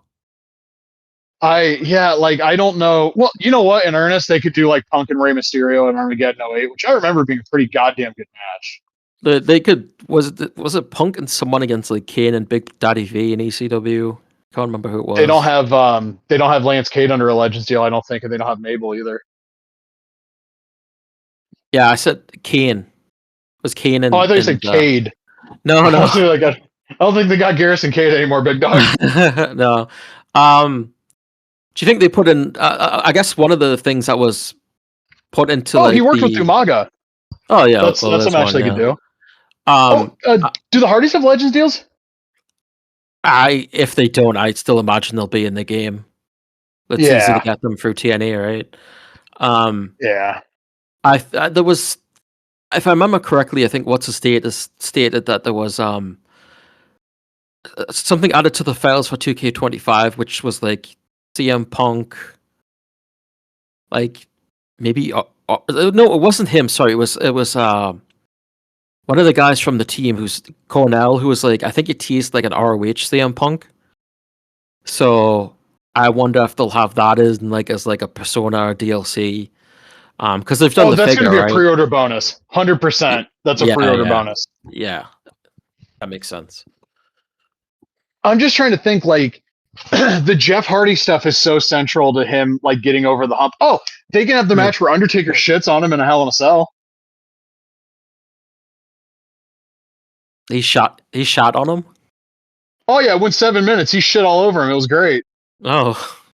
Because around that time, the report came out, like, Punk was criticized for not following dress code, and he was just like, well, what about Cena?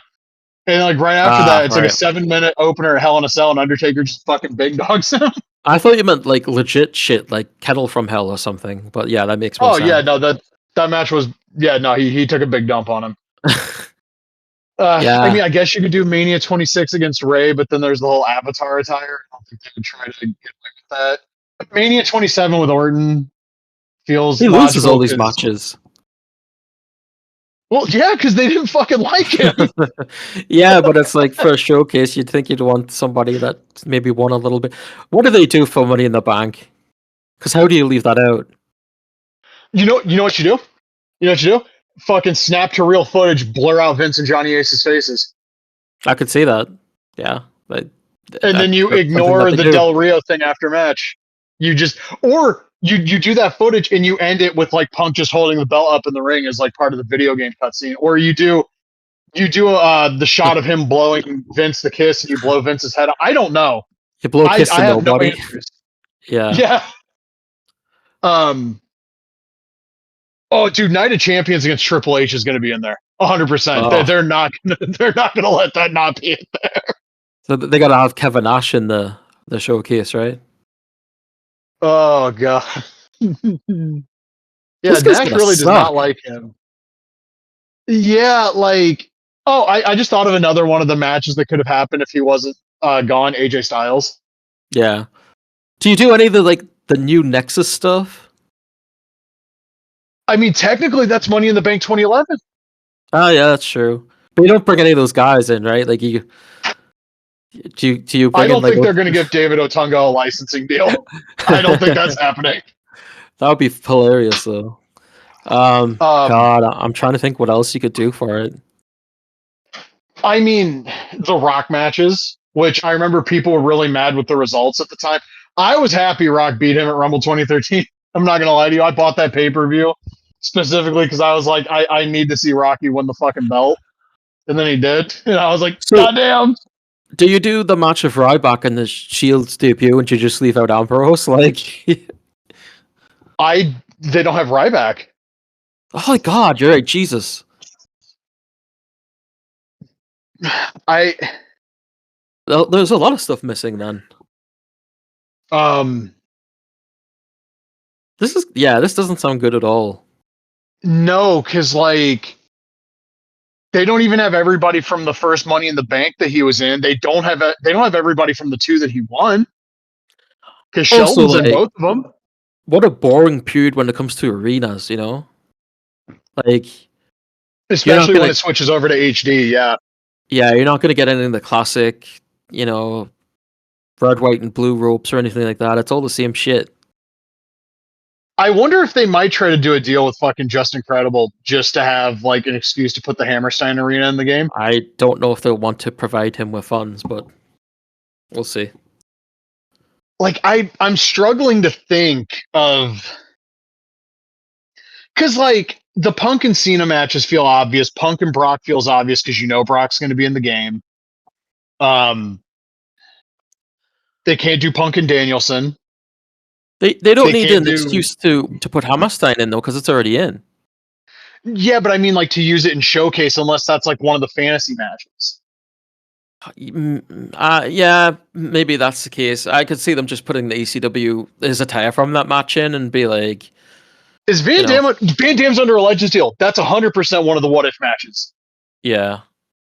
100%. I just thought about that. Yeah, there's your But Hammerstein inclusion for the Showcase mode.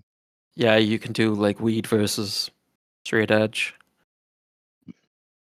They need to run back the hype video from All Stars for Punk and Austin. Yeah, that was really cool. Yeah. I mean, that'll Also, probably be a match too, right?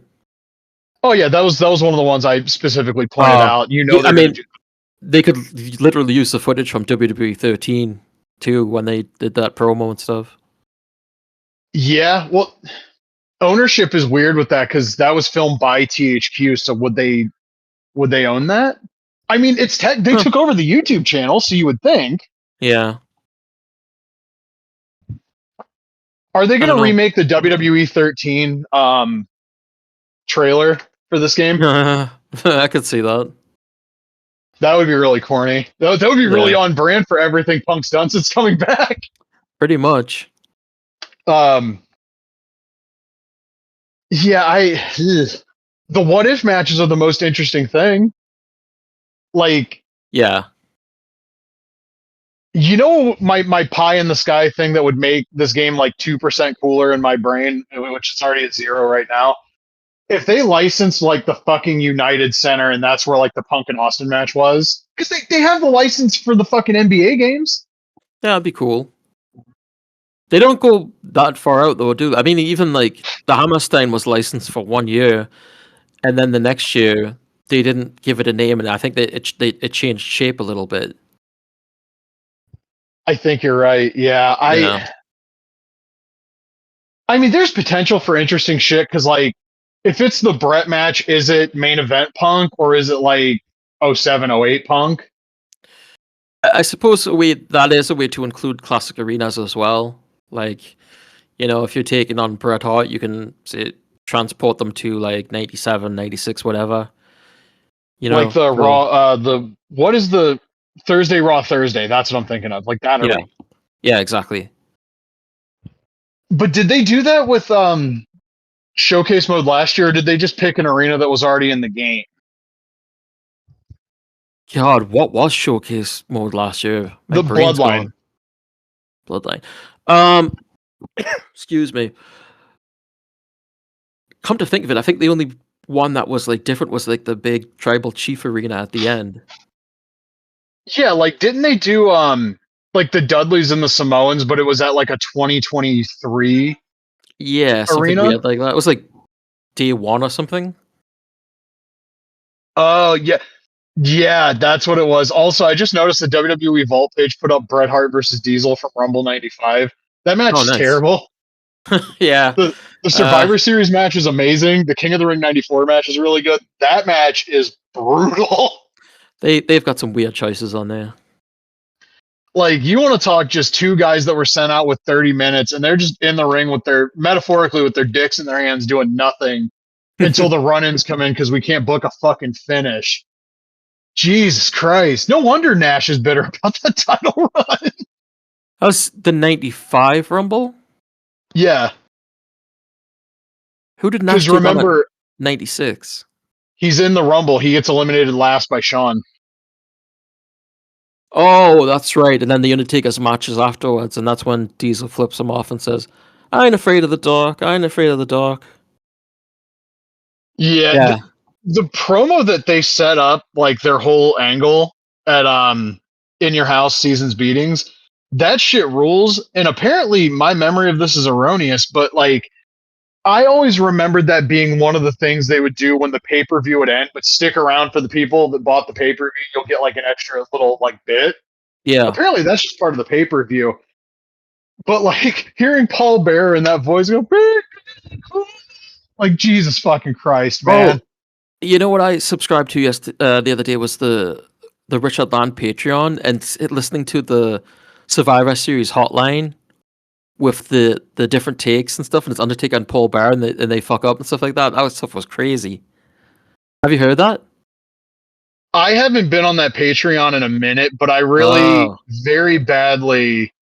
If he's got like the old WWF radio broadcasts, I need to get on that because Conrad, on his fucking Patreon, was like super half pregnant about what he was willing to upload because I heard from somebody that he actually does have the WWF radio thing from like '94 where Savage just goes the fuck in on Hogan.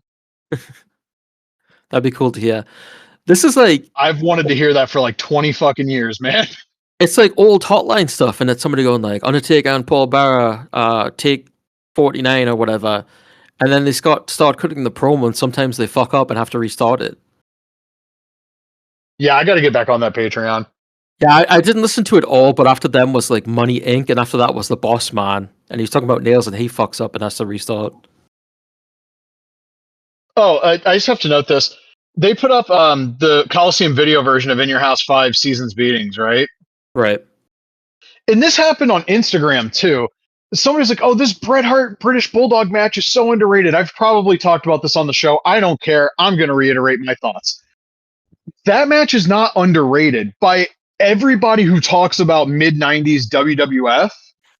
That is like the most beloved match of like 19. It's that, the second ladder match, and like Bret and PCO and Diesel and Bret.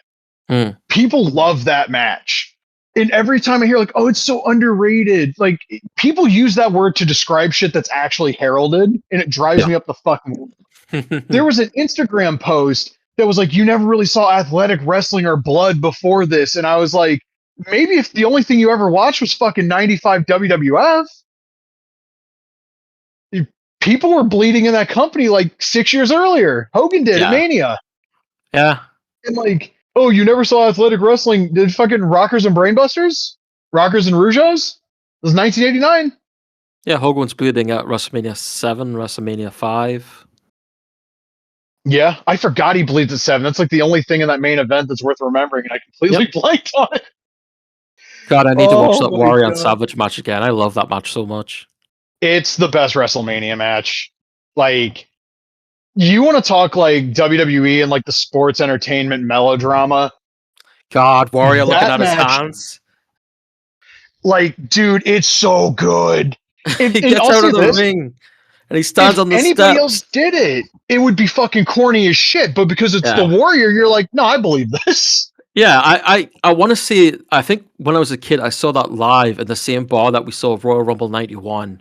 They used to show the WWF pay per views, and I would take my Hasbros and play with them on the table. And yeah, because I remember like what's Warrior doing? Why is he looking at his hands? Oh God, it was so yeah, definitely dramatic and great to watch as a kid. And I watched it a few years ago, and I was like, holy shit, this match really still holds up. It's really great. Oh, it Uh, does. Yeah. I yeah, love My one thing, if I could critique Macho Man, the one thing I would do different, I would pin him between each elbow drop attempt. Mm. Like, I get the idea of like, okay, he hit him with 5. There's no fucking chance. But also, the crowd dies. They're like, he's fucking done. Yeah. Savage got really weird with his elbows at some point. Like, when he revived Hogan with an elbow, and he's just like, fuck, I'm not going to protect this shit anymore. I'm going to do it 100 times. But that's like the most minor nitpick. In the post match is like, there's Perfect. never going to be a storybook ending in wrestling that's anywhere near as good as that. Like, yeah. Also, like the production work with catching the fans crying and stuff like that. Like, yeah, I was gonna say they go to the crowd. There's like bitches crying and shit, bro. Like, yeah, it's perfect. they couldn't have done a better job. The one thing I don't like that's not a nitpick. How the fuck did Bobby Heenan see Elizabeth when she was over by the goddamn entrance? Was she did? So oh, fucking far away. There's no chance Heenan actually saw her. Did he bring her up before she was on the monitor? Yeah, he's like, "Hey, get a camera over there." Is that who I think it is? That's right. Yeah. Maybe it was binoculars out. I don't know. When I saw that as a kid, I was just like, "How the fuck did he know she was there?" Yeah. It's Bobby funny Heenan too. got X-ray vision. There's another thing on there where he's got like the full tapings of like WCW from center stage and stuff like that, and it's funny hearing Heenan's voice change as they're going over some things, because he's like very over the top, and like there's a change in tone when he's talking to Tony and they're not on air. It's kind of weird to hear him like that.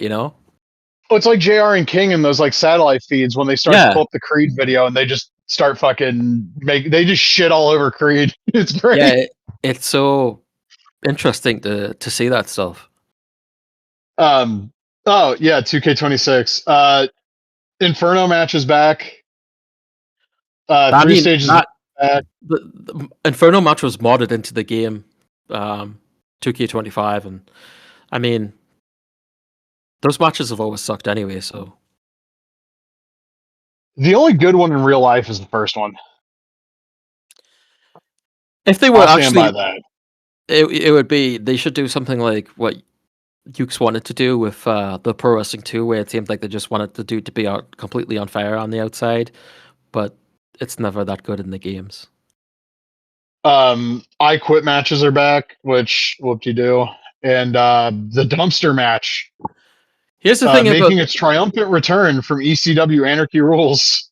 The I Quit match, they should really use if wrestlers are actually gonna have the wrestler saying I quit, they need to use Foley's voice sample if he's in the game from Royal Rumble 99, and everyone should be able to say I quit except for Triple H. He wouldn't have a voice sample because you can't make him look weak.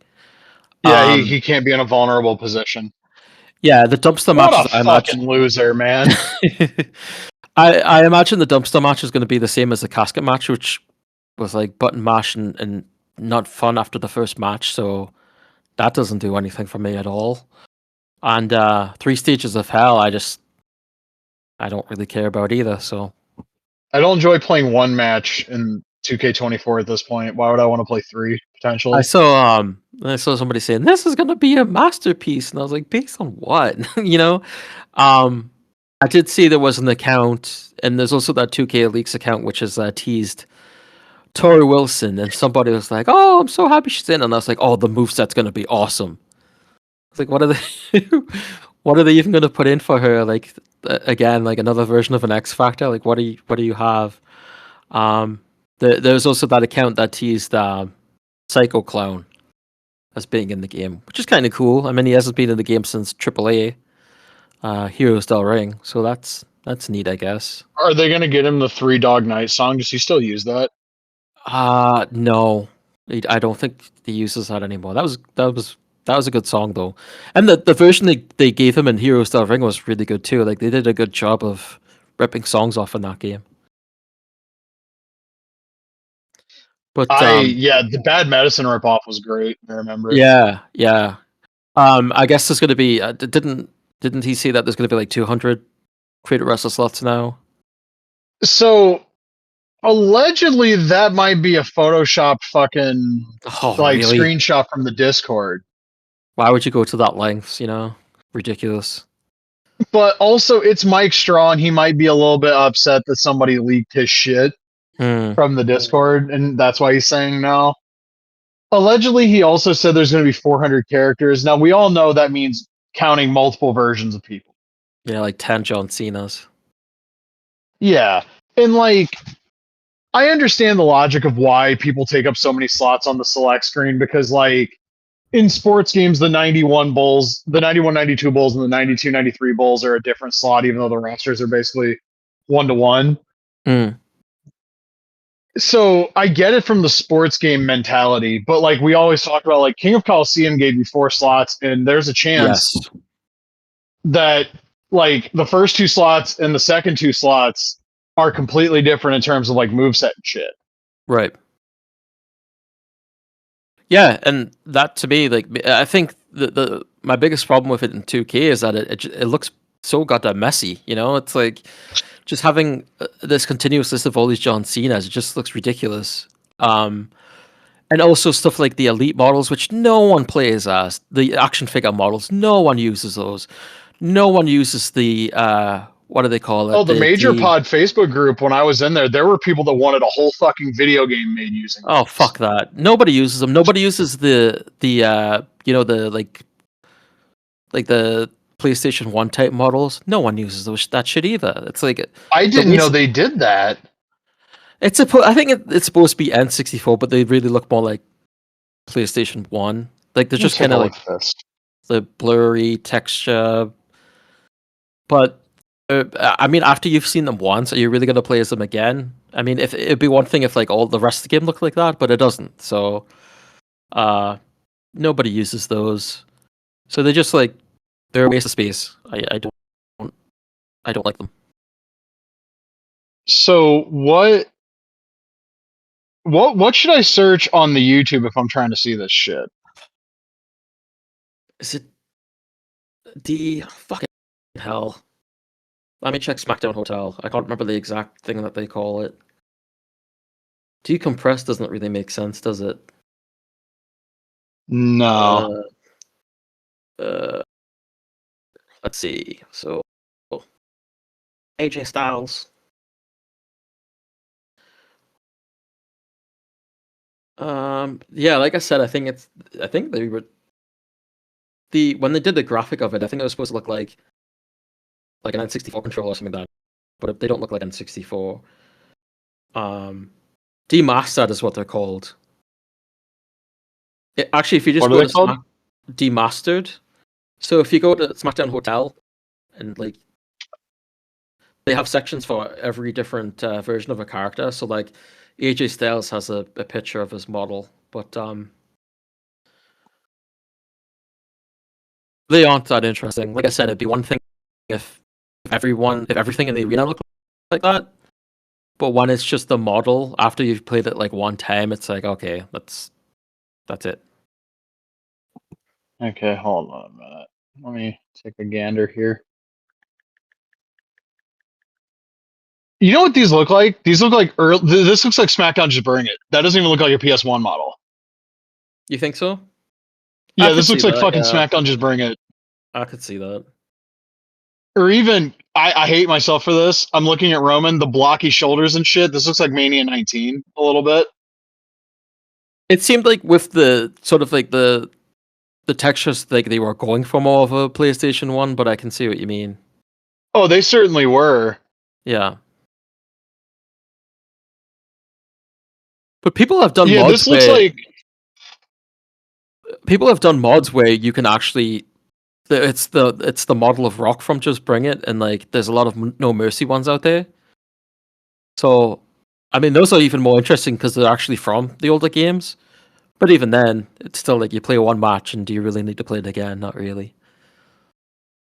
I thought you were gonna tell me people had done mods where it's like the entire roster like this, and I was about to be like, well, Just like that's one a way to few. make this a little interesting to me. There's like No Mercy ones of like Kane, Mankind. I think the Hardys, Rock. And then somebody in 2K24 did like rock from a bunch of different games, like Warzone, I think, and Attitude, and Just Bring It.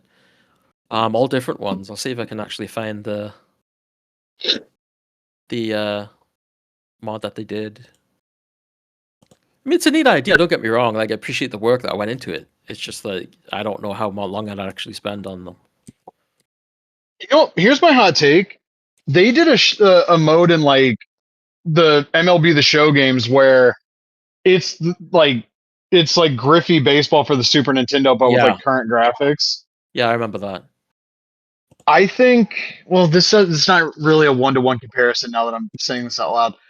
There should be a mode that basically turns because the game's install size is fucking unbelievably massive anyway. There should be a fucking mode that turns everybody's models into this, locks the ramp cam in, it just plays really, really fast. Yeah, that's too much work for them. Yeah, well, the Lionel Jenks quote about like people don't want the old gameplay, they want the feeling, that came up last night. My friend Doug was like, it was the same thing I always say. You know what gives people the feeling of those old games? The fucking gameplay. Playing them? Yeah, like the way the game actually plays might be a central reason why people love those games so much.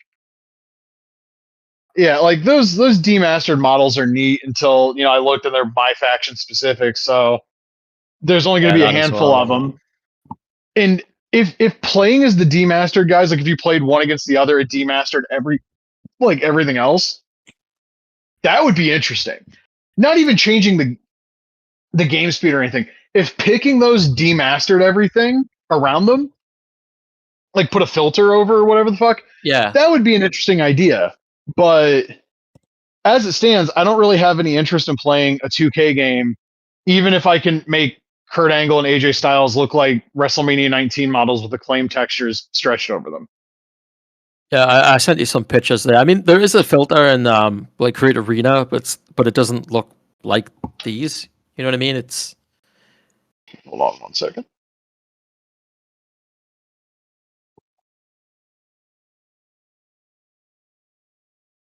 Yeah, see the No Mercy models, that's like a wild thing until you actually start playing the match. yeah, and like having them in the ring, it just looks bizarre. Yeah, like people do cool mods with these games, but it's like I told you, like it's still fucking 2K. Like that Gangrel entrance looks dope, Yeah, but yeah, it's really cool. what happens when it's over? Why did they give Rock that little trashy mustache in Warzone? Now that I'm looking at that, He might have had that when they took the reference pictures. it looks like they took it from like his college picture or something. Eh, maybe. I just Oh, that those model. games we know they like look at the attitude one next to him. That face shot is egregious. Yeah, he looks concerned about. I mean, it looks like he's gonna kill someone.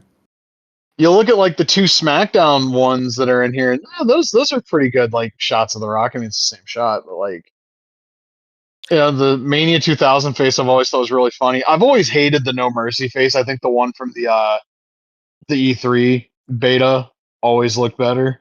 I mean, the No Mercy face looks more like Peter Weller. Like if you took the hey, you've got RoboCop there. You know, it looks strange. I think the best model out of those is probably was that like SmackDown 2? Yeah. I His nipples are huge though. I think my What's favorite like old Rock character model might just be like SVR06. I remember that one looking really good. Yeah, I think that one is really good. I remember that. I I don't know. I can't get excited. Like I had fun with 2K24 for like 5 matches once I snapped the ramp cam on and turned stamina off and did some goofy bullshit for like 5 matches. I I can't justify it would take a Herculean effort on 2K's part to change a lot of things about that game, and I know they're not going to do it. Yeah, I'm not so much like bothered by the gameplay. I can enjoy it. I mean, I sim matches more than anything these days, like just for the hell of it. the enjoyment I get for it is like adding mods and doing my own thing and putting in my music and whatever. But I've always been like that. I know that's something I mentioned before of like spending like forever and like the edit wrestle on like the Aki games and doing my stuff in there. But do I really enjoy the gameplay? Not that much. I mean, I think it's okay, but obviously it's not on the level as some of my favorite wrestling games of all time, and even some of the middle games. I mean, it's probably in that category. But I think the thing that bothers me most about these games is like the lack of really doing anything. It's like people shouldn't be losing their shit over like dumpster matches and I quit matches. They should be losing their shit over some significant improvements. Um, and there's just simple things too, like that like why is it you can't import your tag teams and stables into universe mode? That's one of the things I don't use because I'm like I don't want to spend all my time putting these tag teams and shit together all over again. But like some of the more bigger improvements as we brought up with KOC, like having a wrestler on one slot with different move sets and different attributes per slot, per attire. I mean, that makes all the sense in the world. It makes it declutters your select screen, and it's just something that I think could be implemented that just makes a lot of sense. And just stuff like that. Like it can be improved in like every area, right? Like gameplay, audio could be improved. It's just I don't know. It's like I don't know what they're gonna add in 2K26 that could really make me at this point like interested in buying it. From what I've heard so far, it's like I could just stick with 25, and so people are gonna input those models into 25 anyway for like wrestlers that are new to the game that I might be interested in. So it's like, well, what really is there? I don't know. I mean, we'll see what else is announced. You talk about a Herculean effort. If they announce Power and Glory, I might be like, oh shit. Um, but I don't know. I don't know. We'll see. For me, it always comes back to I have to play the game at some point, and I Yeah. can't spend $100 on something I'm going to play like 5 matches and go, I got what I needed. To me, it's like I said, it's more like simming, but it's also like it'll give me something to do where like a lot of time I'm basically wasting my time, but it'll like keep me distracted for a few hours where I don't really have to. I can play like a podcast on my phone and like mess around with the mods for a few hours, and it gives me something to do. And I think it's sort of like relaxing in a way. It just takes my mind off other things and lets me be distracted by something. Um, so that's basically the way I view it. I don't. It's funny because I don't even really view it as like a video game anymore. It's just like something to keep me occupied. It's like knitting for me, right? Although that ends up with a product in the end, this is just me like fucking around for a few hours. Yeah, but you can do that in Fire Pro. It's true, you can, but I don't know. There's just something about the in 2K that's just the way I like doing it. Like that. It's just like adding the music and like adding the graphics and stuff like that, and just making sure everything's like as complete as you can be. Um, I mean, if I was gonna do it in Fire Pro, that would be more like I'm gonna play it and have fun with a video game. And with 2K, it's more like it's almost like more of like a visual thing than it's like messing around in like an old computer program, or like Simpson Studio or something like that. You know, I don't know. Maybe it sounds weird, but that's just the way I sort of view it. I mean, you still have to spend $100 a year to do this Not if you anymore. buy None like of all the DLC. yeah, none of. I don't want to. Like I said, there's nothing this year that really so far as. Also, if I get if it, I don't. There's ways to not spend $100. Yeah, I mean, if you're gonna go that route, yeah, I I mean, understand that. I still paid for it, but there's like sites where you can get deals and stuff. But um, I don't know. I don't feel like paying for it this year. Like another thing is, I was in a different situation last year, and I'm not in the same situation this year. So um, Has anybody done like 3D body parts for Fire Pro World yet? I don't think so. That's so weird. Like people will import the heads from 2K, but we can't. We can't Yeah. import like the bodies and stuff. Like let's. How would You that could make work? a next gen Fire Pro game. I think in Blender you could just go in and like hack the models up, right? That's how they do the But wouldn't heads. but wouldn't I guess, yeah. Hmm. No, I don't think anyone's done like a full model conversion or anything like that.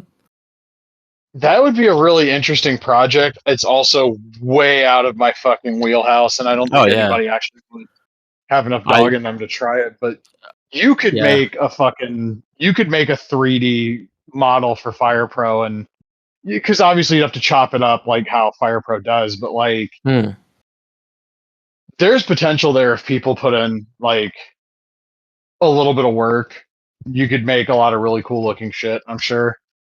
But it being as much work as it is probably why nobody's done it yet. Yeah, exactly. I on Instagram yesterday I saw a picture from Tanahashi's account of him getting like scanned. Sort of like a booth like they do for the WWE games. And apparently it was for like an AI chatbot thing, and I was like, oh fuck. God damn it.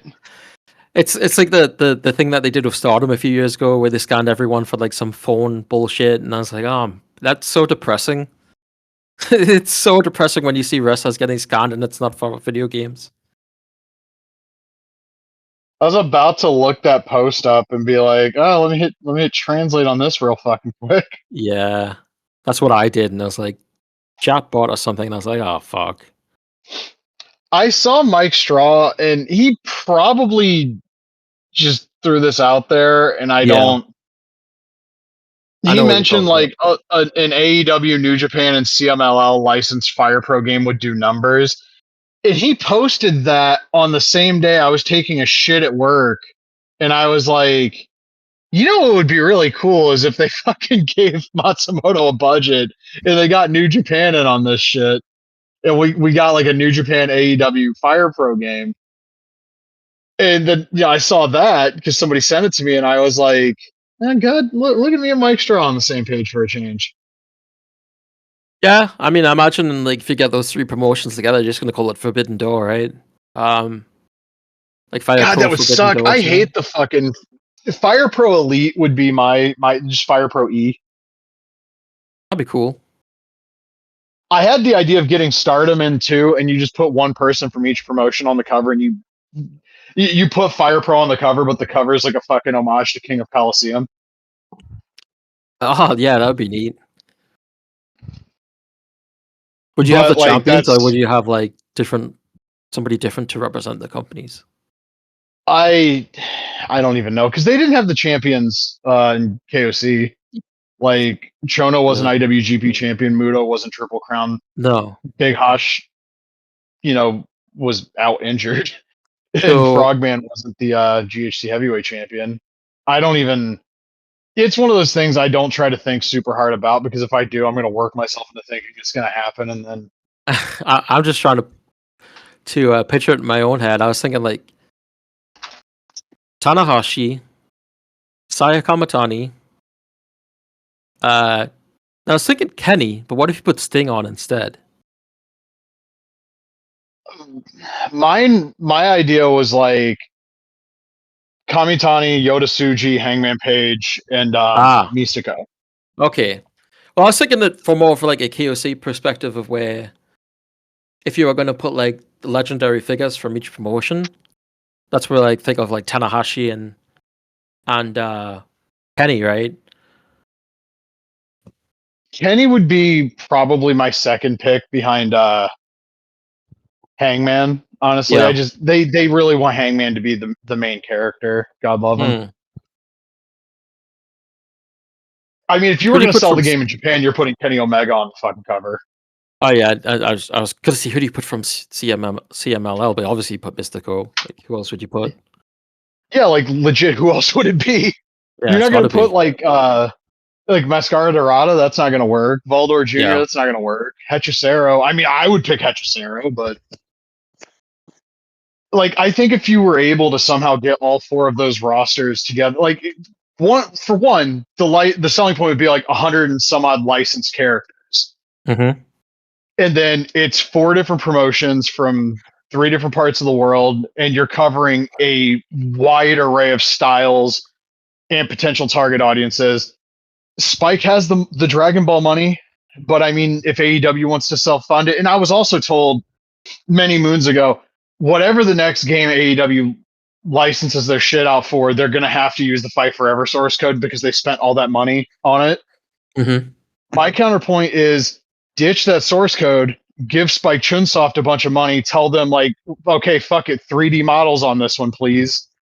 Because if everything's 3D, you can swing the camera in when people hit their fucking finisher, and you could do like the really dynamic like camera angles and make everything look really high impact. I also know doing Fire Pro would limit the potential audience because it's a game that requires skill and requires you to have like an IQ above 23. And WWE fans can't comprehend having an IQ above 23. I don't think a lot of them can count that high. But I think having that big of a roster, one, would do you wonders in Japan, because one of the big complaints I saw from Japanese players when World launched on PS4 was like, why is the roster so fucking small when the Super Famicom games had way more characters? Right. You could remedy that problem right away. Fighting Road, you could literally do one path for each promotion. Also, you can throw ROH in there as well. Yeah. Yes, you can put 5 people on the cover. Mm-hmm. You have like Athena.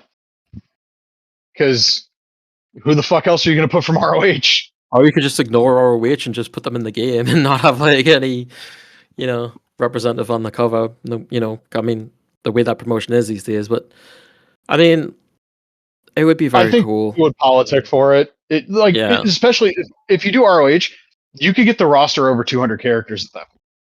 Yeah. Yeah, the idea of like a Fire Pro game of Foley's promotions would be very, very cool. And it seems like it feels like something that could come together pretty quickly, and Matsumoto would be like he would jump on that, Yeah, but it's like it's getting the actual promotions to want to do this, which is so fucking hard. New Japan wants a video game. Tanahashi said that years ago that he'd like to work with Yuke's again. Yeah, I think Yuke's being tied up with Fight Forever played a big part in it. I also think the general like Japanese economy plays a part in it. Mm-hmm. I would love to see Tokon Retsuden come back. I don't think we need to use the Wrestle Kingdom name. But I think if you were going to use that name, though, I'd want something that plays closer to that, and I don't know if they would want to do that. I mean, what would that even look like? At this point, I'm just advocating for the use of the name because of nostalgia. Yeah. Because they had that big thing a few years ago where everything had to be the Reiwa version of something from beforehand. Right. So you take it back to 95. And also, it feels like they're heating up again. And I just want a new Japanese wrestling game, man. More than I want an AEW.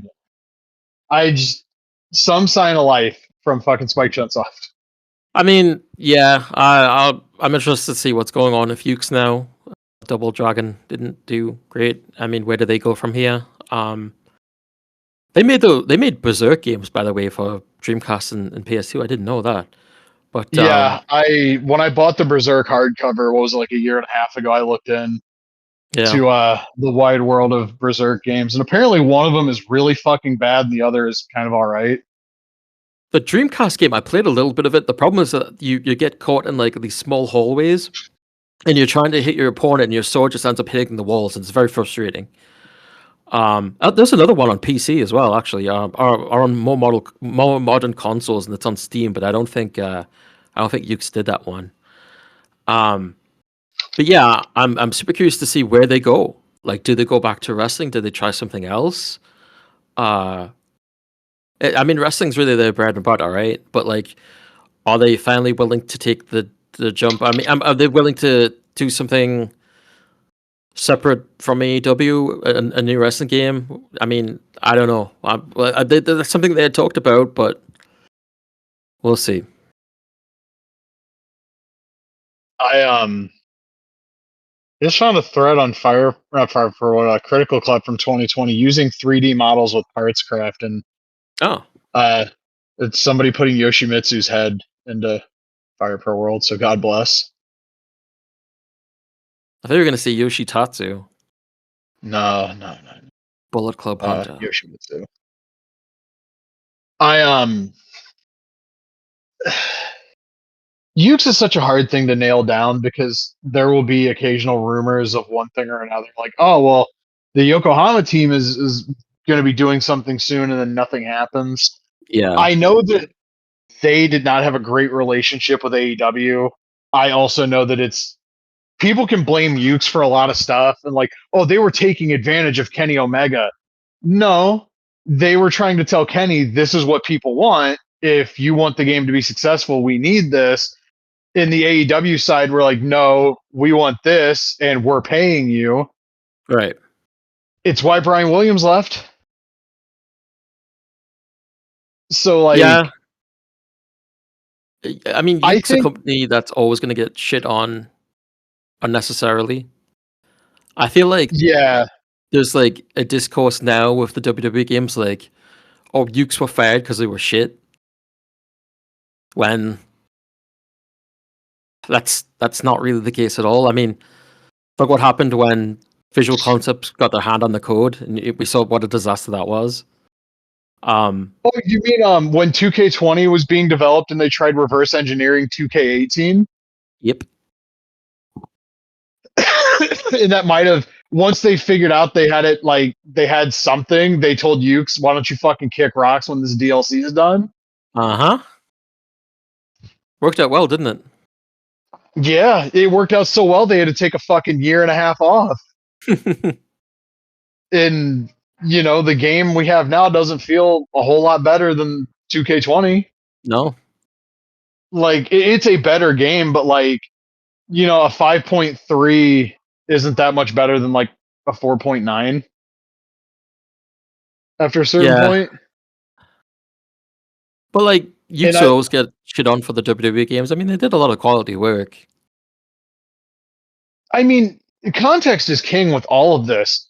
The Hmm. first few WWF games that they did, WWE games, had minimal interference from the Western side of development. Right. That's SmackDown 1, SmackDown 2, just bring it, shut your mouth, here comes the pain. Mania X8, Mania 19, I think even Dave Reckoning 1 fell a little bit. Dave Reckoning 1's the first one after Sanders Keel completely pieced out. And that's still a good game.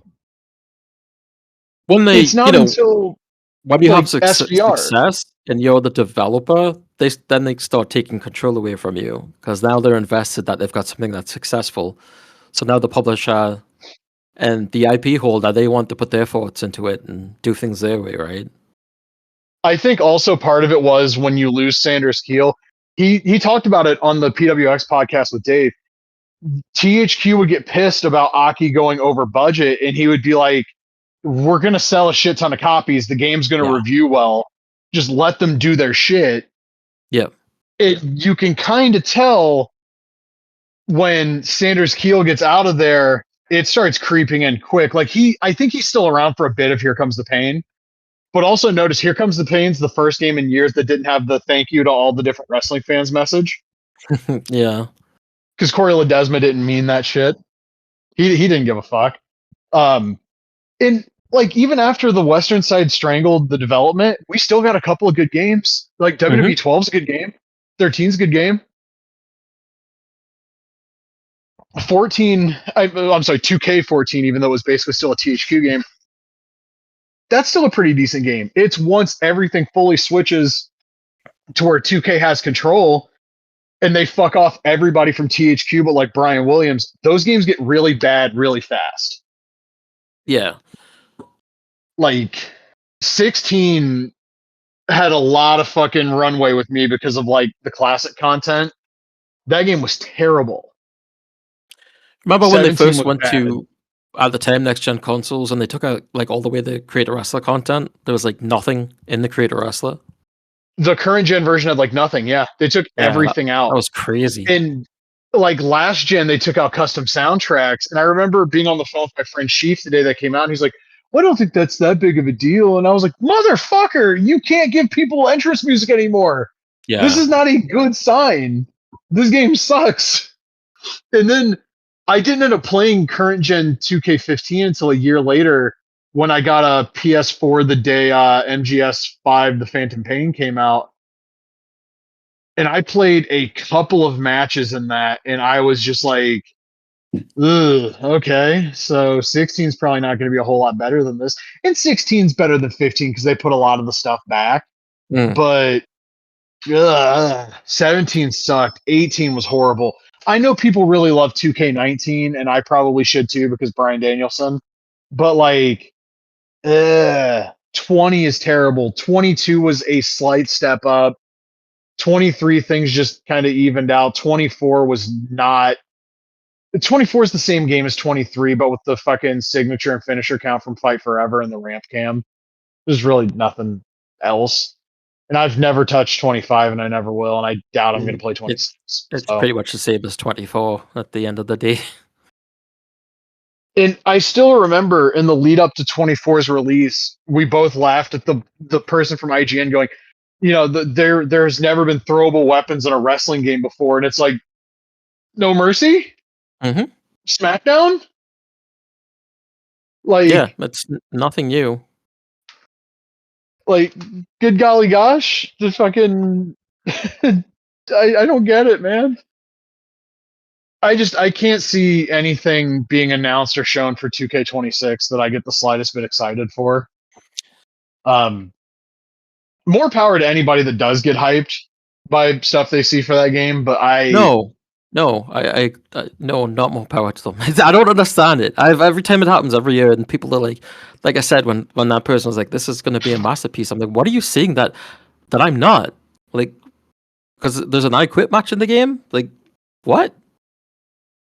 I just mean like more power to you if you can find enjoyment in things that are objectively fucking terrible. I can't help but look for a reason though. You know what I mean? It's like the person that was Yeah, like going crazy over Tori Wilson. I'm like, I mean, you could download a Create a Wrestler that's probably gonna be a look better than the in-game model, and it's like, what do you think her moveset's gonna be? Are you but gonna it have doesn't fun? have her fucking theme song and it's not official. And I don't know. Like I we've talked about this. I understand like the one reason you would want to see Tori Wilson because she's hot. Sorry, but But it's a video game. yeah, like maybe the most like textbook case of what people in the early 2000s considered a conventionally attractive woman that you could possibly find. Um, but she wasn't a good wrestler. I mean, Diva fans are different, bro. Like, Yeah, but it's I don't like know. because I'm not I don't goon over pixels, so like when somebody's attractive in real life, like the video game model doesn't do anything for me. But I've seen trust me, I've seen like the Patreons and stuff where people do some funky shit with those models, and maybe that's part of the Oh, appeal. I don't know. I remember somebody on No Mercy Zone doing a Trish Stratus texture mod using the Mania 21 textures, and in lieu of her getting busted open in a match, like her boobs would pop out or whatever the fuck. Jesus Christ. There's someone on That Patreon, thread and didn't exist for very long, by the way. there's someone on Patreon who does like just general mods, and then um one day I got like a notification that's like Nicki Minaj WWE 2K25 nude, and I was like, what? Excuse me? Um, yeah, I've never really Jesus understood that stuff. Christ. Yeah, me either, dog. I don't. Some people are different, man. Yeah, I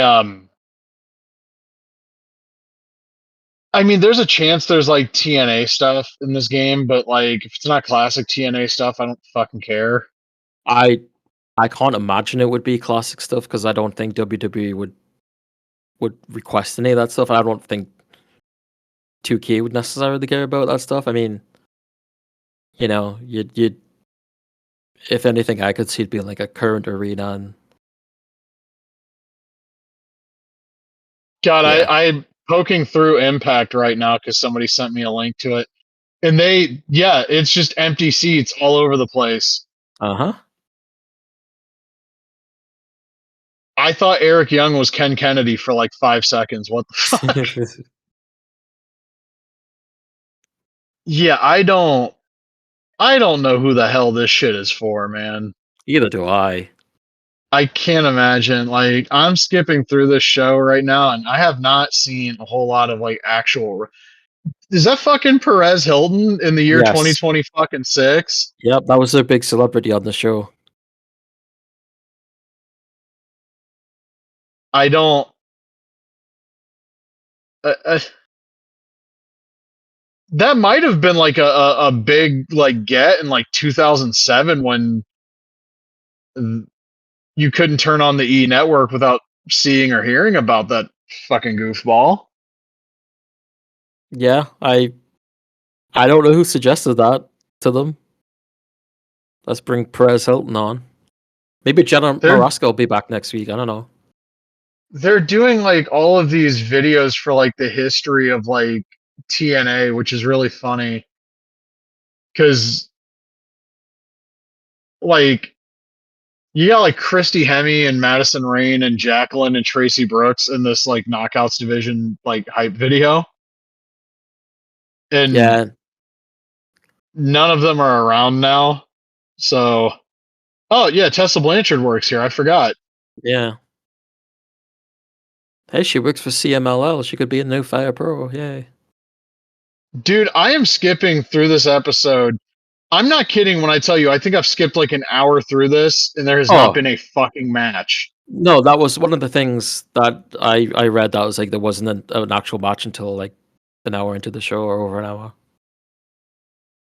Yeah, and it's Mike Santana and Frankie Kazarian, and this match gets a lot of time.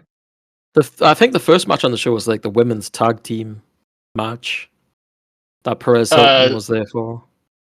we've got like the Hardys and some asshole with a guitar against Yeah, the former uh, Elias. a bunch of dudes. I have no clue who the fuck they are. Like And Mustafa then, Ali's people, apparently. I don't know. okay, so that match ends about 20 minutes into the episode. The next time we have a match in the ring, and this isn't counting commercials for the record, is about 41 minutes into the show. Yep. I wish That match Uso was actually ends. with GCW and not back with TNA. That match ends about 50 minutes in, and the next time a match is in the ring is about an hour 20 in with Santana and Kazarian. Mhm. Like, I don't. So this is supposed to be the fucking number two promotion. Did you see the spot from the pay per view last night where it was like, I don't know if Santana was on the ropes or if him and Kazarian were both on the apron, but like he just They had a pay Santana per does a view. dive to nothing, and it's supposed to look like Kazarian spears him through the table, but like Santana's already heading in that direction, so it looks like really goddamn awkward and silly. I had no idea there was a pay per view last night. Yeah, I don't know what the pay per view was called. Apparently, it was called Genesis. Oh, okay. Not So Mega you're Drive. telling me they ran this fucking match as the main event of their AMC debut, and then 2 days later ran it as the main event of a pay per view. Uh huh. And they ran it at the Curtis Caldwell Center, which is in, I believe, like suburban Dallas, WCW Worldwide. Correct me if I'm wrong. Garland is a city in Dallas County, Texas. There you go. Um, I know AEW's ran this venue a few times. Uh, was this where the Briscoes versus FTR match happened? No, no, that's they did do Final Battle here in 2023. So why would you run this building if you can't fill it? It's like an 8,000 seat building. Why is there someone reacting to the match apparently like on a treadmill? I don't like. Oh, it's a cutter for the table. So Santana is on the ropes, and It's supposed to be like Frankie Kazarian catches him from the apron, but it looks so awkward. I'm looking at just the match results and the match times, and you could not fucking pay me to watch this show. No. I didn't even remember that it was on AMC. I mean, technically I could have watched it. I didn't want to, but I didn't even know it was on. And then seeing everything like that came out of it, and just seeing people be like, "This is the worst show. This is awful." You know, 3 matches in 2 hours, though. Yeah, Russo era TNA's back, baby. Mm-hmm. Oh, and then we got to talk about Powerhouse Hobbs because Jesus fucking Oh Christ. yeah, he's gone. Yeah, so I wake up Thursday morning like 1:30 a.m. because I had to use the restroom. It like woke me up, and I grabbed my phone because if I'm going to be in there for a few minutes, I'm not going to stare at the wall.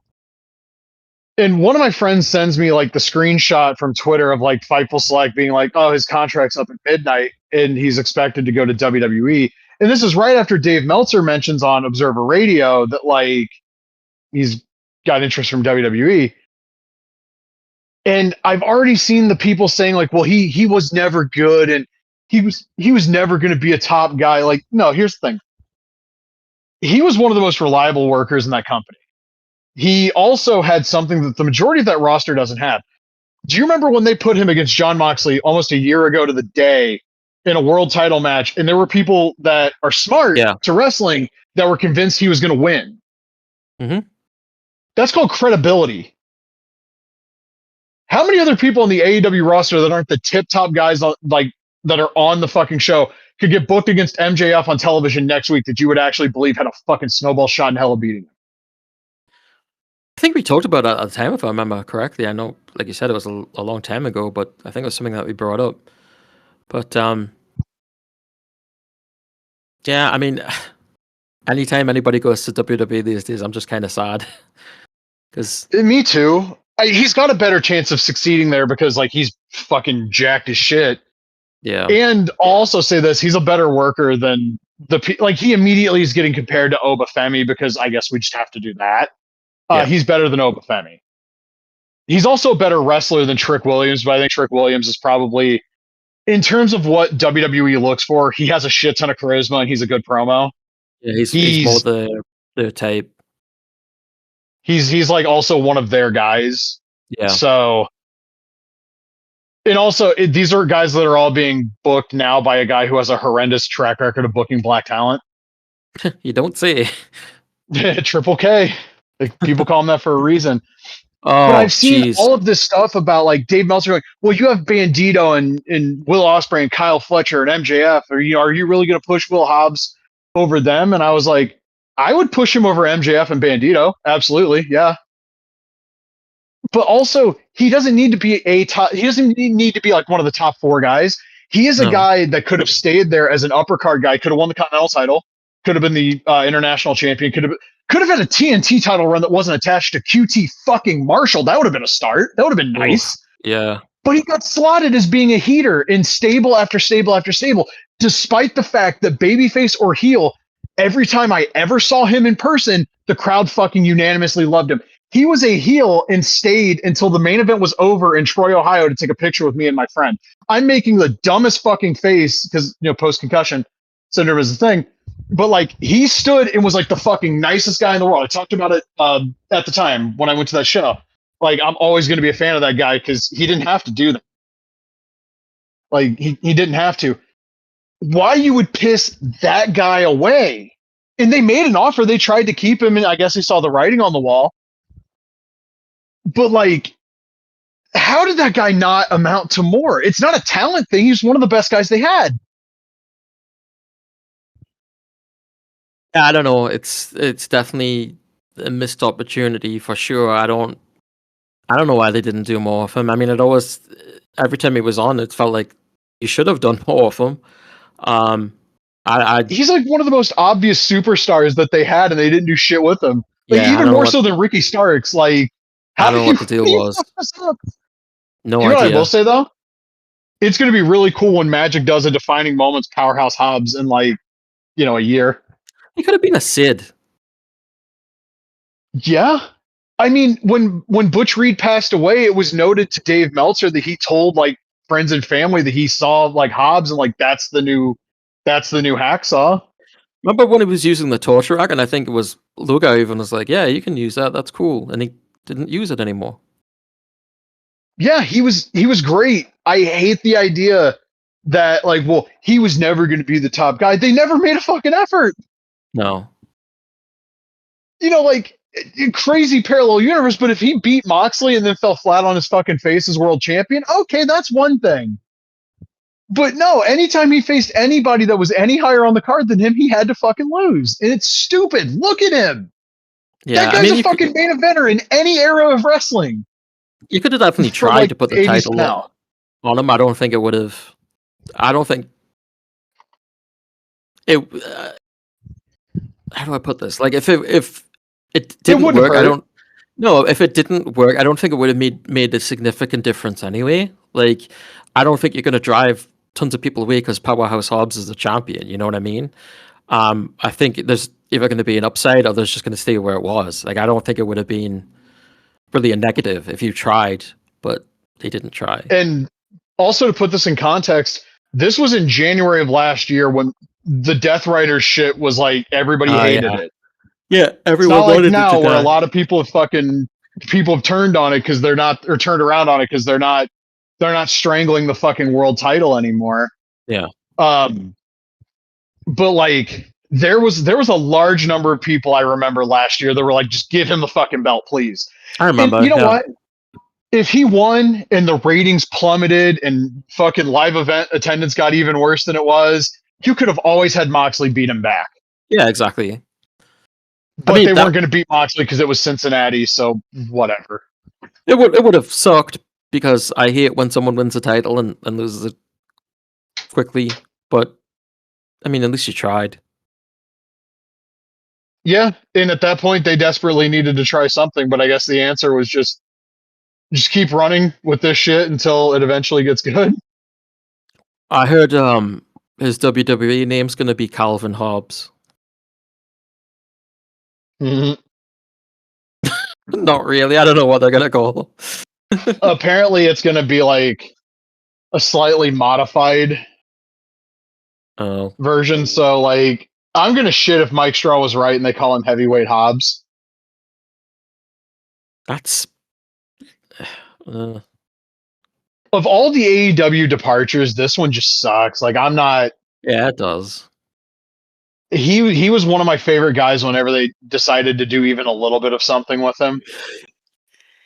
But hey, you got to free up fucking payroll to sign the Rascals and Jake something, and that Tate Vic the gamer chick from like 2013 that didn't wrestle for a decade, and apparently Oh, she's been that's on the her. contract for like a year. Oh, Like that's. she's been on her contract for a year and she hasn't fucking like done anything. Oh, is that the one that was talked about recently? That was like, rest in peace, Yeah, Charlie Kirk. I don't know if she said that, but like I know that I saw the thing. I guess on Fightful Select, they're like, yeah, they signed Tate Vic and she hasn't done anything. She's been on her contract for like a year. But if you told me she said that, it makes sense because I think the most recent place she worked was OVW. So Ah. Uh, I think I don't know. I don't know. I just saw a report that they signed someone, and everyone started looking at her social media, and yeah, that's it her. wouldn't Yeah, shock me. yeah, it Yeah. is. Yeah. I gotta mention this. Speaking of AEW, so Upper Deck, I'll buy some AEW cards every now and again. They put out a product that was reasonably priced, so I grabbed 4 boxes and expected to get my ass absolutely handed to me. Right? Uh-huh. I did all right. Autographs of Brody King, Jamie Hayter, Wheeler Yuta, Matt Jackson, Jay White, and I looked. Somebody sold a higher numbered version of the Jamie Hayter that I got for a couple $100. So Oh, jeez. I could make my money back on what I bought if I sell that. I like Jamie Hayter though.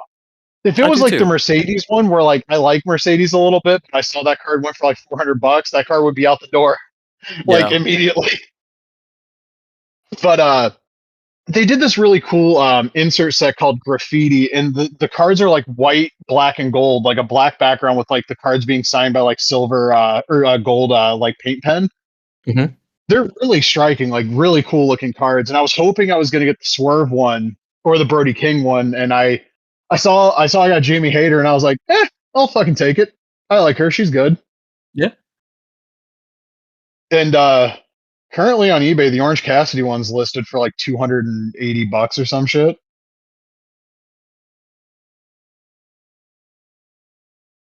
Yeah, it's 280. Oh god, there's a Big Bill one on eBay. There's a couple of Jack Perrys. That's the scapegoat. I don't know if you know that. Yeah, he carries a knife. Yeah, he should start stabbing people like I Mr. noticed that. Pogo with it. I noticed that every time he comes out, he's got. I'm like, why does he have a knife in his pocket? That's dangerous. He should just fucking start Mr. Pogoing people's shit with it, bro. I mean, imagine if he just came out as Mr. Pogo. Like I think Shadow WX does that gimmick now. The problem is I don't think that Jack Perry knows who Mr. Pogo is. Yeah, yeah. I mean, he'd probably look like sideshow Luke Perry from that episode of The Simpsons. Hmm. I like the Upper Deck AEW stuff. They showed some Tops WWE stuff that's going to be like $1,000 a box, and just Jesus Christ, imagine having that kind of money.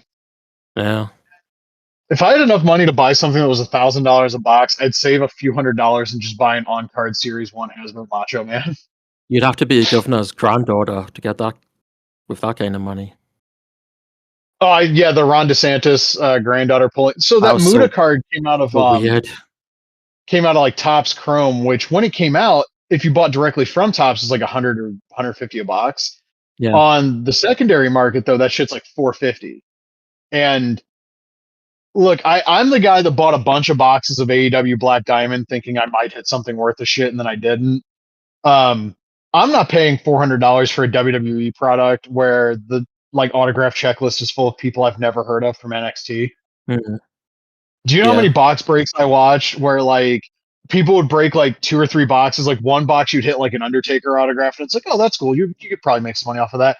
And then the other autograph is somebody I've never heard of, and then the next 2 boxes, the other like the 2 autographs are just like I have no fucking clue who that is. Oh, they're from NXT. Mm-hmm. It's a sad state of affairs. There was something else video game related I was going to fucking mention, and I am drawing a blank.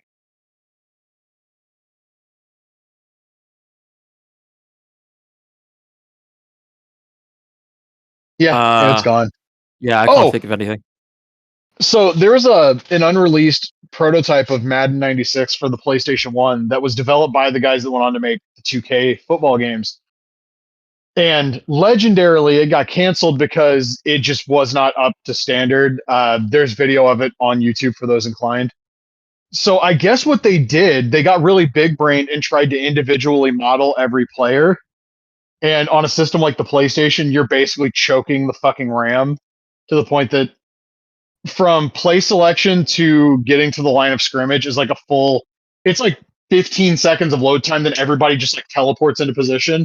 And then once you snap the ball, the game runs like it's NFL 2K5 on crystal meth. It's like super fast. I want to play it just to know.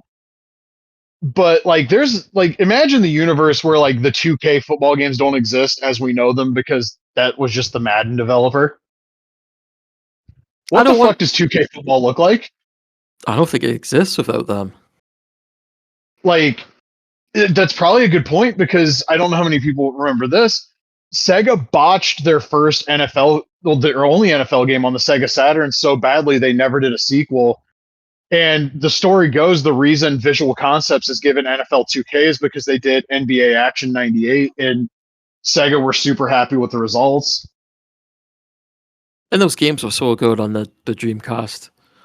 Oh, yeah. Yeah, no, amazing. I would have liked to have seen what they could have done on the Saturn, honestly, with football. Yeah. But by that point, by the time you drop an NBA game in the fall of '97, it's already it's way too late. But yeah, Yeah, 2K those. was amazing on the Dreamcast. Yeah, I had the Sega Sports Black console. I still have it somewhere, but yeah, having NBA 2K and NFL 2K was just a blast. Isn't it funny how, in a weird way, the Dreamcast looped back around to being the Genesis, and that if you were somebody that wanted to play sports games, that's the system you bought because nothing else on the other consoles touched it. Yeah, it was also, I mean, the arcade games. It felt like you were playing an arcade, right? I think more than any console, that felt like an arcade at home. You know, you would get things that were ported to the PlayStation, but they didn't feel the same. But Dreamcast felt like you had a little arcade in your house. It was cool. Wasn't the Dreamcast hardware kind of based on like the Sega Naomi board too? I think it was, yeah. I think that might be the case, but that system, people have this really weird thing about labeling things that didn't sell as well as the most popular thing a failure. Like that soft drink TV account on YouTube, like every football game that's part, or every sports game that's part of a series that no longer exists, is inside Konami's failed NBA series. It's not a failure if it didn't sell as well as NBA Live. That by that logic, the N64 is a failure because it didn't sell as much as the PlayStation. That's not a Right. good comparison because people actually did talk about the N64 being a flop at the time. Well, I mean, what we know too is just because something's popular doesn't mean it's actually good. You know, like Right. McDonald's is sells better than, you know, the local place that does like the best pizzas and the best burgers or whatever. That doesn't mean it's necessarily a failure. It's just McDonald's is a goddamn giant, you know? Like Transformers is like one of the biggest movies of all time, and Dread was a box office bomb, but Dread is like a far superior movie. You know, it's just the way people are. And But also, by that guy's own logic, wouldn't ESPN NFL 2K5 be part of Sega's failed football series? If we're going to apply apparently that logic, so. Yeah. yeah. Like in his videos, he's like, "Oh, they used to have competition, so that people they had to be on their game to make the best game." And it's like you have like this really weird idyllic version of like this was so great because there was competition. Well, by the time you get to the 04-05 season, how many games were left? Yeah. It was Madden and 2K. The realities of development in that era caused a lot of these. Do you think Sony would have stopped making Game Day if like the cost of development didn't go up such that they weren't going to even make a No. small profit off of it? No, of course they would have wanted to continue the license. It's sad to think about, you know, there would just be so much variety, and video games suck. Yeah, like that PlayStation 2 era, we all love everything about it, and the sports games really did hit like their zenith Yeah. in that console generation. Yep. But everything good about those games then, that foundation was fucking laid on the N64 and the PlayStation. And you have even more variety on those systems because people were like more companies were making games. And this is exclusivity sucks. Also, losing mid-sized publishers that were able to easily license these leagues is even worse. Like Midway in Acclaim were licensing the NFL, the NBA, the NHL, Major League Baseball. And that was just something you could do if you had a little bit of money. And I mean, they didn't, Acclaim especially didn't really have the money. Yeah. What I would the mean, licensing cost even be now after 20 years of exclusivity with the NFL? God knows. I mean, so much variety, right? And it's not just like the simulation games, but if you didn't want to always play a simulation game, you had the arcade games to go with, right? And now it's like Yeah. there's nothing. There's no arcade sports games really. There's You have like the indie games that people don't support because they oh don't have a yeah, major license. But like Legend Bowl smokes anything EA has put out since like that fucking farce of a Blitz game they did in like 2012. I did like Rematch. I played that quite a bit. It was like a demo, a free weekend or something. So I gave that a shot, and it was fun. It's just like the leveling up your character was tedious, but I thought it was fun for what it was. I hope that the guy that works on Legend Bowl, he's talked about making a sequel. And there's things about Legend Bowl 1 that I didn't get to fully go through myself, like the franchise mode. Your characters will be like, "Hey, I want a raise." And if you don't give them a raise, they just leave your team. There's no like, you can't trade mid-season. Mm. If he builds that shit out for the second game, and I like the pixel art, but if we could go a little bit further, my pie in the sky idea is make it look a little bit more like Game Day '97 with like the pre-rendered.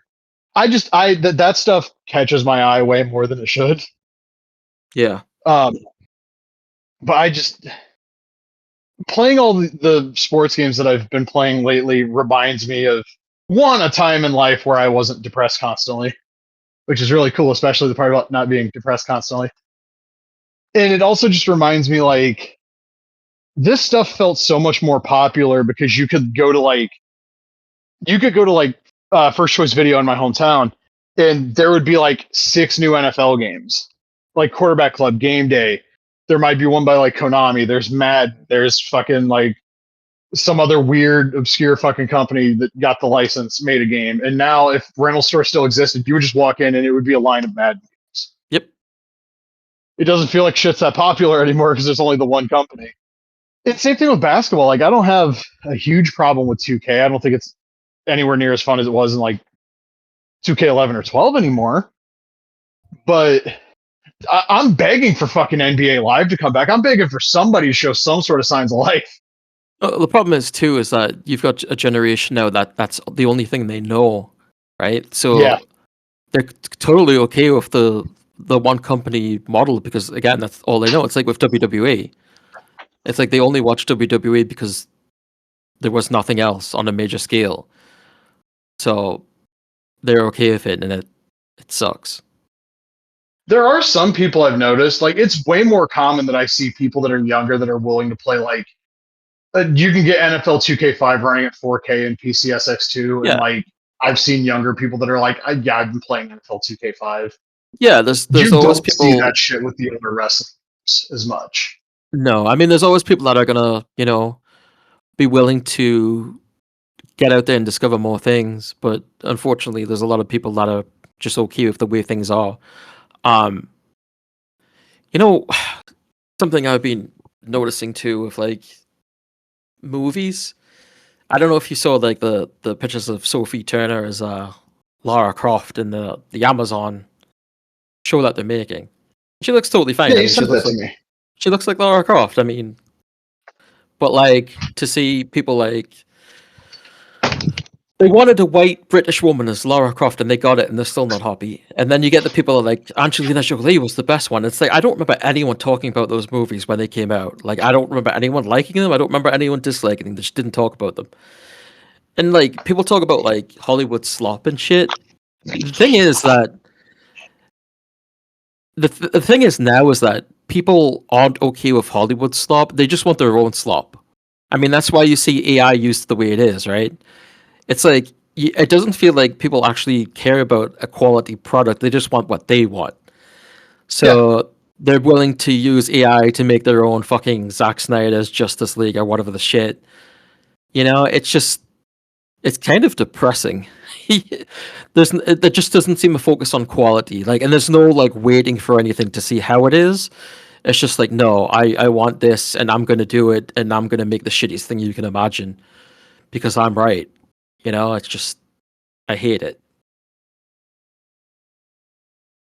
Yeah. Oh, I was gonna ask, has there been an Ultra Pro update lately? No, I thought there was gonna be the January update because there's usually an update at the start of the month. Um, I don't know if they've maybe fell behind due to like the holidays or whatever, but there hasn't been an update yet. I'm looking at the Discord now just to see if there's anything quickly. I don't see any posts by Sam.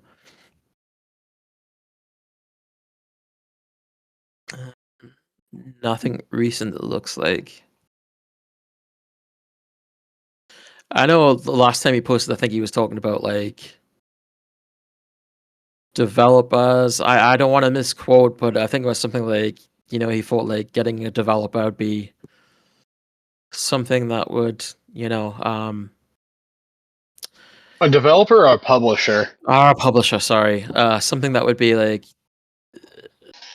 not necessarily like instant, but like quicker than expected. But it does take some time if that's what you're looking for. I can't remember exactly what he said. I'm probably just completely misrepresenting him. Yeah. I see people talking about Fight Forever because, of course, we have to keep talking about Fight Forever. Are they still really?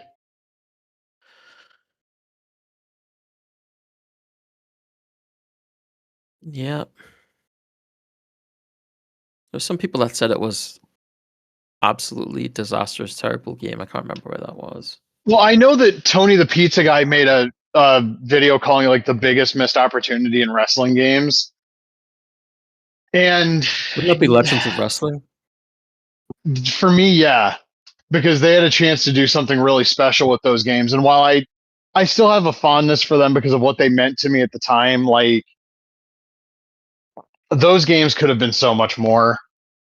I get why you would say it about Fight Forever, but if you knew even a little bit of the fucking scuttlebutt around that game, like it was never going to fucking work.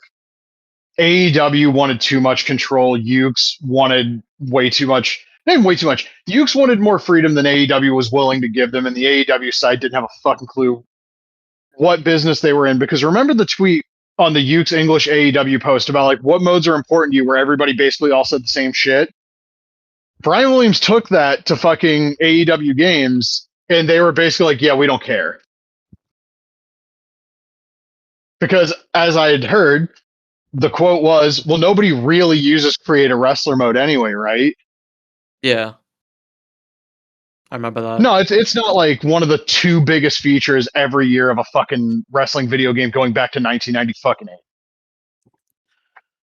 I like this quote here. Each time an Aki-inspired game fails, we get closer to the perfect game that even the original devs wish they can make. And this is from a guy called Cosmic Man who has a tag next to his name called DEID, which is the DEI detected Discord server, to make people aware of games that have DEI. Games like Sweet Baby Inc. and all that shit. Oh, fuck you. Jesus fucking Christ, man. Yeah, I don't get it, bro. I don't know who the target audience for that game is going to be by the time it's out, because it feels like a lot of the people that are like, "Oh my god, this is my dream game," just have like terminal brain rot. Like the really die hard, like the Aki is back kind of crowd. You know what I mean? Yeah, I know what you mean. I've been dealing with this shit for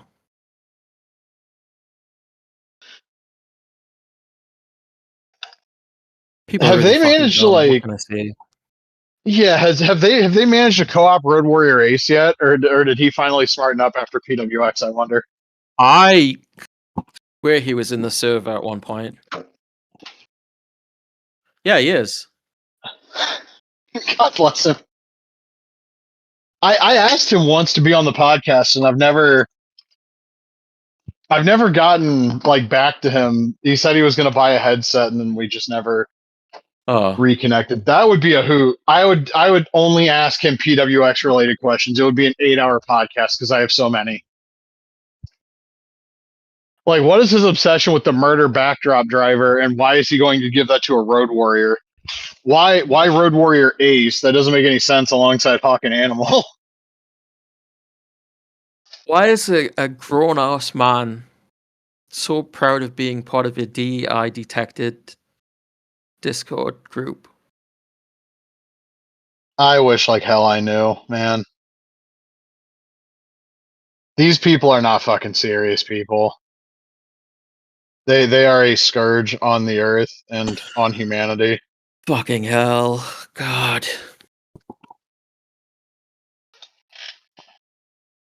There's a smart ass comment I want to make about the UPW social media guy, but I'm not going to because I don't have a fully formed one to make anyway. Is he still running it? I don't even know. It seems like it's been a while since it was active. I mean, I haven't checked, but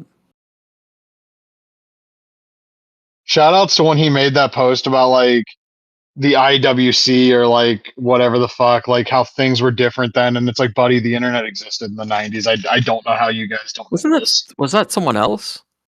No, that was when it was Maurizio on the Because fucking social medias. I remember somebody else making a comment. Like, wasn't there somebody else that said something like, "Oh, it didn't exist in like the 2000s," and you were talking about how like the WWF website posted like SmackDown spoilers back in Oh like yeah, people do that 2001. shit all the time. Like, oh, there used to not be spoilers. Like, I literally read about Rhino goring Jericho through the stage on the WWF website, Yeah, like the day before it aired.